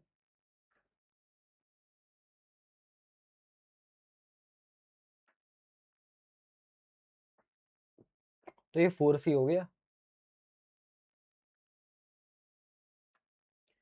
हमारे लिए K2 का मतलब है 3 और K3 का मतलब है 5, तो 5 + 3 8 हो गया, तो ये 4C और ये 8C है। अच्छा हाँ, तो ऊपर 4C और 8C को मल्टीप्लाई, नीचे 4C और 8C को ऐड, अब सही है ना, तो ये ऊपर आ रहा है 32C और नीचे आ रहा है 12, मतलब 12 4 से 4 8 32, 4 3 12, तो हमारा आंसर आ रहा है 8C/3, इनका आ रहा है NC/3, ये C लिखना भूल गए, तो n की वैल्यू हमारी फिर 8 आ जाएगी, n की वैल्यू हमारी क्या आ रही है मेरे प्यारे बच्चों, 8 आ रही है। एक बार अच्छे से देख लीजिए, n की वैल्यू 8 आ रही है। क्वेश्चन तो सिंपल था भाई, क्वेश्चन में कोई ऐसी बहुत बड़ी बात नहीं है। चले आगे देख लो भाई, आंसर 8 आ रहा है, बहुत बढ़िया। अभी ये सवाल देख लीजिए, ये भी सवाल काफी बढ़िया सवाल है। कहा जा रहा है भैया ए और बी के बीच का टोटल कैपेसिटेंस 0.5 माइक्रोफैराड है, तो सी की वैल्यू बताओ। बहुत इजीली तरीके से हम करेंगे, देखो पहले इसको देखो, ये 1 एक ही बार में समझ में आएगा, 1 और 1 पैरेलल में है, तो ये मिला के बैठे 2 माइक्रोफैराड के, सही बात है, सही बात है। अब ये 2 और 2 सीरीज में है, 1 और 1 पैरेलल में तो ऐड करा तो 2 आया। अब ये 2 और 2 सीरीज में है, तो सीरीज में मैंने क्या बताया था, आइडेंटिकल हो तो C/N कर दो, तो ये 2 को 2 से डिवाइड कराऊंगा तो 1 ही आ गया, मतलब इस पूरी ब्रांच का टोटल कैपेसिटेंस जो है मेरा बैठ रहा है 1 माइक्रोफैराड। और यहां पर अगर देखो तो फिर वही बात, देखो 1 और 1 मिलके 2 और 2 और 2 फिर सीरीज में है, तो ये भी पूरी ब्रांच का कैपेसिटेंस मिलके बैठ रहा है 1 माइक्रोफैराड। तो अब सवाल ये बन गया तुम्हारे लिए, ये कैपेसिटेंस है C, ये 1 माइक्रोफैराड है और ये नीचे वाला भी 1 माइक्रोफैराड है, क्योंकि ये ब्रांच और ये ब्रांच पूरी आपस में पैरेलल में। अब 1 और 1 क्या हो गया 2, सही बात है। तो ये कैपेसिटेंस C और ये हमारा 2 माइक्रोफेरेड ये आ रहा है। अब अगर आपसे कहा जाए C इक्विवेलेंट बताओ भाई, तो C इक्विवेलेंट का मतलब दोनों को मल्टीप्लाई कराओ, नीचे दोनों को ऐड कराओ, and it is equals to 0.5। 0.5 का मतलब 1/2। क्रॉस मल्टीप्लाई कराएंगे तो 4C is equals to 2 + C हो जाएगा। तो यहां पर ये आप देखिए तो 3C इज इक्वल्स टू 2 हो जाएगा, तो C इज इक्वल्स टू 2/3 हो जाएगा, या फिर बोलें तो 0.67 हो जाएगा। ऑप्शन सी से मैच कर जाएगा, ऑप्शन सी से मैच कर जाएगा। आई होप बात क्लियर होगी। और एक सवाल देख लो भाई, find the equivalent capacitance between A and B. A और बी के बीच में इक्विवेलेंट कैपेसिटेंस निकालना है, घबराने वाली कोई बात नहीं है, बहुत ही सिंपल लल्लू सवाल। ये देखो भाई तीनों पैरेलल में, ये सी वाला बस शेप अलग करके दे रखा है, ये 2C वाला और ये 3C वाला। तो पैरेलल में अगर निकालना होता है तो क्या करते हैं, तीनों को सीधा सीधा ऐड करो। तो सी इक्विवेलेंट क्या आ जाएगा भाई, सी इक्विवेलेंट क्या आ जाएगा, C plus 2C plus 3C that is 6C, option C. वाह वाह वाह वाह वाह वाह वाह, ये तो भैया राइम कर गया। आगे बढ़ते हैं, ये तो तुम आंसर ही दिख गया। ये देखो, this is the last question might be, लेकिन काफी last but not the least, इसको हल्के में मत लेना। ये लैडर प्रॉब्लम का सवाल जानबूझ के डाला है मैंने। बहुत सारा बच्चा कहता है लैडर प्रॉब्लम सर समझ में नहीं आती, आज तुमको समझ में आ जाएगी, पक्की बात है, गारंटी से, ध्यान से सुनिएगा। एक सीढ़ी बना दी है 1 माइक्रोफेरेड 2 माइक्रोफेरेड 1 माइक्रोफेरेड 2 माइक्रोफेरेड, ऐसे करते करते करते करते कहां तक जा रहे हो भाई साहब, इन्फिनिटी तक। कहां तक जा रहे हो सर, इन्फिनिटी तक जा रहे हो भाई। तो बताओ कैपेसिटेंस क्या होगा, इनफाइनाइट। ऐसे थोड़ी, देखो भाई मैंने माना कि उस पूरे का पूरे कॉम्बिनेशन का कैपेसिटेंस है एक्स। अब देखो ये जो है ना, ये जो आप देख रहे हो, ये एक एलिमेंट हो गया, और बार बार ये एलिमेंट आपस में ऐड हो रहे हैं। ये एक ग्रुप हो गया ना, इसके अंदर एक और जोड़ा, इसके अंदर एक और जोड़ा, तो ये पूरी चेन बन गई। और ऐसे से कितने ग्रुप है, इनफाइनाइट। मैं अगर कह रहा हूं कि 1,00,000 ऐसे ग्रुप के अंदर एक ऐसा और ग्रुप ऐड कर दूं, तो क्या कैपेसिटेंस के ऊपर कोई फर्क पड़ेगा। अब इस चीज का जवाब तुम दो।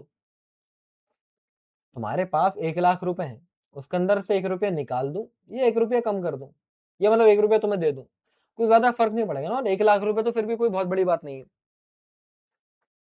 यहाँ पर इनफाइनाइट है, तो इनफाइनाइट में मैं अगर एक ऐसा ग्रुप ऐड कर दूं, तो कोई बड़ी बात तो है नहीं। तो देखो इस पूरे ग्रुप का तो कैपेसिटेंस एक्स आ रहा है, वो मुझे मालूम है। इस पूरे ग्रुप के आगे ये जो मैंने अभी हाईलाइट कर रखा है, ये वाला, इस पोर्शन को और ऐड कर दूंगा, मतलब इस पूरे ग्रुप को का तो कैपेसिटेंस मैंने क्या मान लिया, एक्स है।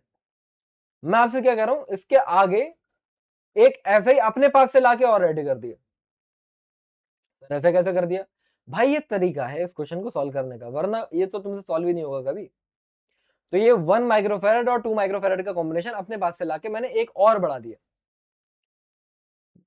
अरे भाई कैपेसिटेंस जो 1 करोड़ ऐसे ऐसे ग्रुप का आ रहा है, वो एक और ऐड कर दिया, 1 करोड़ एक कर दिया, तो भी उतना ही आएगा, कोई बड़ा फर्क तो पड़ेगा नहीं।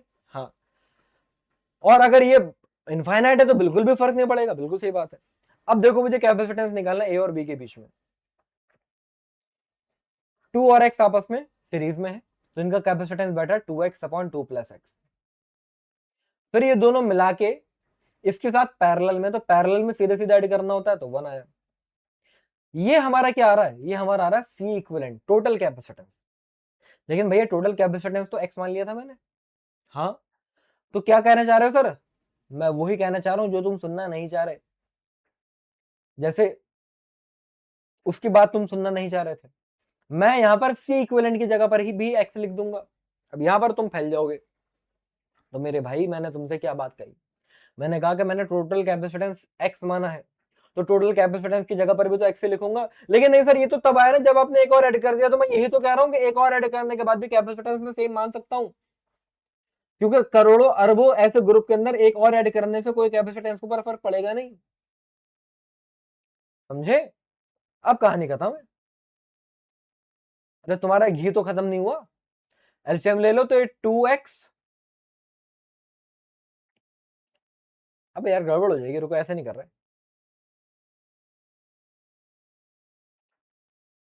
देखो इसको हम ऐसे करते हैं, क्वाड्रेटिक इक्वेशन बन रही है, ये आ रहा है x माइनस का 2x upon 2 plus x is equals to 1। इस टर्म को मैं उधर ले गया, एलसीएम लेंगे तो 2 प्लस एक्स आ रहा है, तो ये इधर आएगा 2x plus x square minus का 2x इज इक्वल्स टू 1। ठीक, तो 2x से 2x कट गया, तो एक्स स्क्वायर आ रहा है 2 प्लस एक्स, मतलब एक्स स्क्वायर आ रहा है minus x minus 2 is equals to 0। इसको और खोलते हैं, ऐसा नंबर चाहिए मल्टीप्लाई करके 2 आए और माइनस करके 1 आए, तो 2 और 1 ले लेते हैं, तो एक्स स्क्वायर माइनस का 2x प्लस का x minus 2 is equals to 0, ऐसे लिख दिया, बात तो सेम ही है। मिडिल टर्म को स्प्लिट करा तो x कॉमन लिया तो x माइनस 2, यहाँ पर 1 कॉमन लिया तो still x minus 2 that is equals to 0। अब तुमको भैया क्वाड्रेटिक इक्वेशन सॉल्व करने नहीं आती, इसकी वजह से तुम बोलो यार सर समझ में नहीं आ रहा, तो भाई इसमें तो मेरा घाटा है नहीं, ना इसमें मेरा कोई दोष है। x माइनस 2 मैंने कॉमन लिया तो x प्लस 1 बचा रह गया दैट इज इक्वल्स टू 0। तो यहाँ से देखो एक बार x माइनस 2 0 आ रहा है और एक बार x प्लस 1 0 आ रहा है, दैट मीन्स x की वैल्यू यहाँ से आ रही है 2 और यहाँ से आ रही है -1। क्या कैपेसिटेंस नेगेटिव हो सकता है? नहीं भाई, मैंने आपको ये बात पता ही क्या, कैपेसिटेंस नेगेटिव नहीं हो सकता, कैपेसिटेंस पॉजिटिव ही होगा भाई। तो पॉजिटिव का मतलब 2 माइक्रोफैराड। तो देखिए ध्यान से, लैडर प्रॉब्लम वाले भी सवाल सॉल्व हो चुके हैं। अभी ये सीरीज और पैरेलल कॉम्बिनेशन खत्म नहीं हुआ है, मैं आपको पहले ही बता दूं। अभी इसके आगे connection removal method, equipotential method, weed stone bridge और भी कई ढेर सारी चीजें, कॉमन पोटेंशियल और स्विच को शिफ्ट करना, ये सारी की सारी बातें अभी हमें पढ़नी है इस चैप्टर के अंदर। ठीक है, ये सारी की सारी बातें हमें पढ़नी है, लेकिन वो अब हम पढ़ेंगे नेक्स्ट पार्ट के अंदर। ये वाला पार्ट यहीं पर ही हमारा समाप्त होता है, और जितना मैंने आपको पढ़ाया है एक बार फटाफट मैं आपको 2 मिनट के अंदर अंदर सारी बातें रिवाइज भी करा देता हूं। तो सबसे पहले जैसे कि हमने कहा कि भाई कोई भी हमारा कैपेसिटर की प्लेट है या फिर कोई भी बॉडी है, और उसको अगर मैंने एक ऐसे बैटरी से जोड़ दिया V वोल्ट की, तो इधर बैटरी पॉजिटिव नेगेटिव है तो इधर चार्ज पॉजिटिव आएगा, इधर नेगेटिव आएगा, तो चार्ज उतना ही आएगा जितना पोटेंशियल है। तो क्यू जो है वो कहीं ना कहीं V के डायरेक्टली प्रोपोर्शनल, प्रोपोर्शनलिटी का साइन हटाया तो कांस्टेंट आ गया, और इस कांस्टेंट C को ही हम कहते हैं कैपेसिटेंस। तो कैपेसिटेंस का फॉर्मूला Q बाय V हो गया, लेकिन मेरे प्यारे बच्चों कैपेसिटेंस ना चार्ज पर डिपेंड करता ना पोटेंशियल पर। फिर हमने पूरी लंबी चौड़ी डेरिवेशन करके ये पता करा कि कैपेसिटेंस का असली फॉर्मूला तो epsilon naught A by D है, पैरेलल प्लेट कैपेसिटर का। तो कैपेसिटेंस मीडियम पर डिपेंड कर रहा है, तुम्हारी शीट के एरिया पे डिपेंड कर रहा है, शीट के बीच के डिस्टेंस पे डिपेंड कर रहा है। ठीक है, बहुत बढ़िया। फिर उसके बाद मैंने कहा कि अगर मैं कोई मीडियम ले आता हूं तो कैपेसिटेंस हमारा क्या हो जाएगा, तो एयर में जितना आ रहा था उसका k टाइम्स हो जाएगा। लेकिन अगर सर पूरे टी थिकनेस का लेकर आते हैं, हम पूरा लेकर नहीं आते, तो उस केस में हमारे मीडियम में कैपेसिटेंस का formula epsilon naught A upon D minus T plus T by के। फिर हमने एक फॉर्मूला भी डिराइव करा इंड्यूस चार्ज का, कि इंड्यूस चार्ज जो होता है डाइलेक्ट्रिक स्लैब अगर बीच में आता है तो उसका इंड्यूस चार्ज का formula initial charge 1 minus 1 by के। ये सारी बातें मैंने आपको बताई। स्फेरिकल कैपेसिटर अगर है जिसके रेडियस आ रहे तो उसका कैपेसिटेंस का formula 4 pi epsilon not r, ये भी मैंने आपको बताया। ठीक है भाई, और क्या बातें बताई, सुनते जाओ। इसके बाद एनर्जी स्टोर्ड इन कैपेसिटर का formula half CV square Q square by 2C, या फिर हाफ QV होता है। एनर्जी का एक्चुअल में इलेक्ट्रोस्टैटिक एनर्जी का formula half epsilon not E square area into distance, ये भी होता है, इसके ऊपर सवाल आ चुका है। उसके बाद फिर अब आ जाते हैं हम सीरीज और पैरेलल कॉम्बिनेशन पर। तो सीरीज कॉम्बिनेशन की पहचान क्या है, ऐसे करके बांट दिया होगा, या फिर एक्चुअल में हमारे लिए तो मतलब ये है कि ऐसे करके जुड़े हुए होंगे। अगर इसका कैपेसिटेंस C1 और C2 है तो मेरे प्यारे बच्चों C इक्विवेलेंट आएगा 1 by C equivalent is equals to 1 by C1 plus 1 by C2, मतलब उल्टा करके ऐड करोगे। और वहीं पर ही अगर हम बात करते हैं पैरेलल कॉम्बिनेशन की, तो पैरेलल कॉम्बिनेशन की पहचान ये है कि शीट्स जो है ना तुम्हारी इस तरीके से बट जाएंगी, या फिर सीधी बात है ऐसे करके अलग अलग हो रही होंगी, ऐसे करके अलग अलग आ रही होंगी। तो ये हमारा, अगर इसका कैपेसिटेंस है C1 और इसका कैपेसिटेंस है C2, तो यहाँ पर equivalent capacitance C1 plus C2 हो जाएगा पैरेलल वाले केस में। आप इसको अच्छे से देख सकते हैं। तो ये सारी की सारी बातें आपको कराई, बाकी ढेर सारा हमने सवाल करे, अगली क्लास में क्या क्या पढ़ाने वाला हूँ वो आपको मैंने बता ही दिया है। तो फटाफट अब सारे के सारे बच्चे आज का सेशन तुमको कैसा लगा, इसका फटाफट मुझे कमेंट बॉक्स में फीडबैक दे दो, और अगले सेशन में फटाफट आ जाइएगा। और वो तभी आ पाओगे जब तुम चैनल को भैया सब्सक्राइब कर रखे होगे, वरना तो फिर ये सेशन मिस ही हो जाएगा। बहुत जल्द आ ही जाएगा। और हाँ, एक बात और बता दूं, एकलव्य टेस्ट सीरीज कब आएगी, बच्चे बार बार कह रहे थे। तो मेरे प्यारे बच्चों, एकलव्य टेस्ट सीरीज हमारी ऑलरेडी आ चुकी है और इसी चैनल के ऊपर वो लॉन्च भी हो चुकी है। और वो कहां पर है वो मैं तुमको दिखा भी देता हूँ। इसी वीडियो के डिस्क्रिप्शन बॉक्स में एक लिंक दे रखी है एकलव्य टेस्ट सीरीज की। तो फटाफट बस तुमको जाना है और तुम उसके ऊपर जैसे ही टाइप करोगे तो इस टाइप का देख लीजिए। अरे यार, मैं तुमको खोल के दिखा देता हूँ बल्कि, ताकि कोई भी कंफ्यूजन ना रहे। तो इस टाइप का डायलॉग बॉक्स तुम्हारा अपियर हो जाएगा मेरे प्यारो। ठीक है, Eklavya test series already launch हो चुकी है और देख लो भाई, बहुत काम की टेस्ट सीरीज है। मैंने आपसे कहा था कि अगर तुम इस सीरीज को ब्लाइंडली फॉलो कर रहे हो, सीरियसली फॉलो कर रहे हो, तो सिर्फ इसके साथ साथ तुमको चाहिए एकलव्य टेस्ट सीरीज। बहुत सारे बच्चे कह रहे थे सर लिमिटेड हमारे पास पैसे रहते हैं तो कम प्राइस पर लेकर आइएगा। तो भैया इससे सस्ते में तुमको कोई भी टेस्ट सीरीज मिलेगी नहीं इंडिया के अंदर। और ऐसी टेस्ट सीरीज जिसके अंदर 72 हाई वेटेज टॉपिक्स के ऊपर हमने टेस्ट बनाए, और ये 72 हाई वेटेज टॉपिक्स से मैं बता रहा हूँ 80% से ज्यादा सिलेबस हमारा मैच हुआ। मतलब इन्हीं टॉपिक के ऊपर ही सवाल आए। दूसरा, उसके बाद फिर हम इसके अंदर तुमको 25 फुल लेंथ टेस्ट दे रहे हैं, बाकी 11 पार्ट टेस्ट दे रहे हैं, और ये तुम्हारा शुरू हो रहा है अगस्त से। तो ये टेस्ट आने शुरू हो जाएंगे सारे के सारे बच्चों को। देख लो, ये पूरी सारी चीजें तुमको दिख रही होंगी इसके अंदर। ठीक है भाई। तो अगस्त के अंदर 72 हाई वेटेज टेस्ट तुमको यहाँ से मिलने शुरू हो जाएंगे। 1 घंटे रोज तुम टेस्ट पे दोगे, 25 सवाल हुआ करेंगे इसके अंदर, ये आप देख सकते हो। दिसंबर के अंदर पार्ट टेस्ट तुमको मिलेंगे और जनवरी के अंदर फुल लेंथ मॉक टेस्ट होंगे। दो वेरिएंट है इसके भैया, एक 1499 का, एक 999 का है। 1499 में ये सारी चीजें मिलेंगी, इसमें मतलब तुमको टेस्ट टेस्ट की थ्योरी और साथ में वीडियो सॉल्यूशन मेरे तुमको मिलेंगे।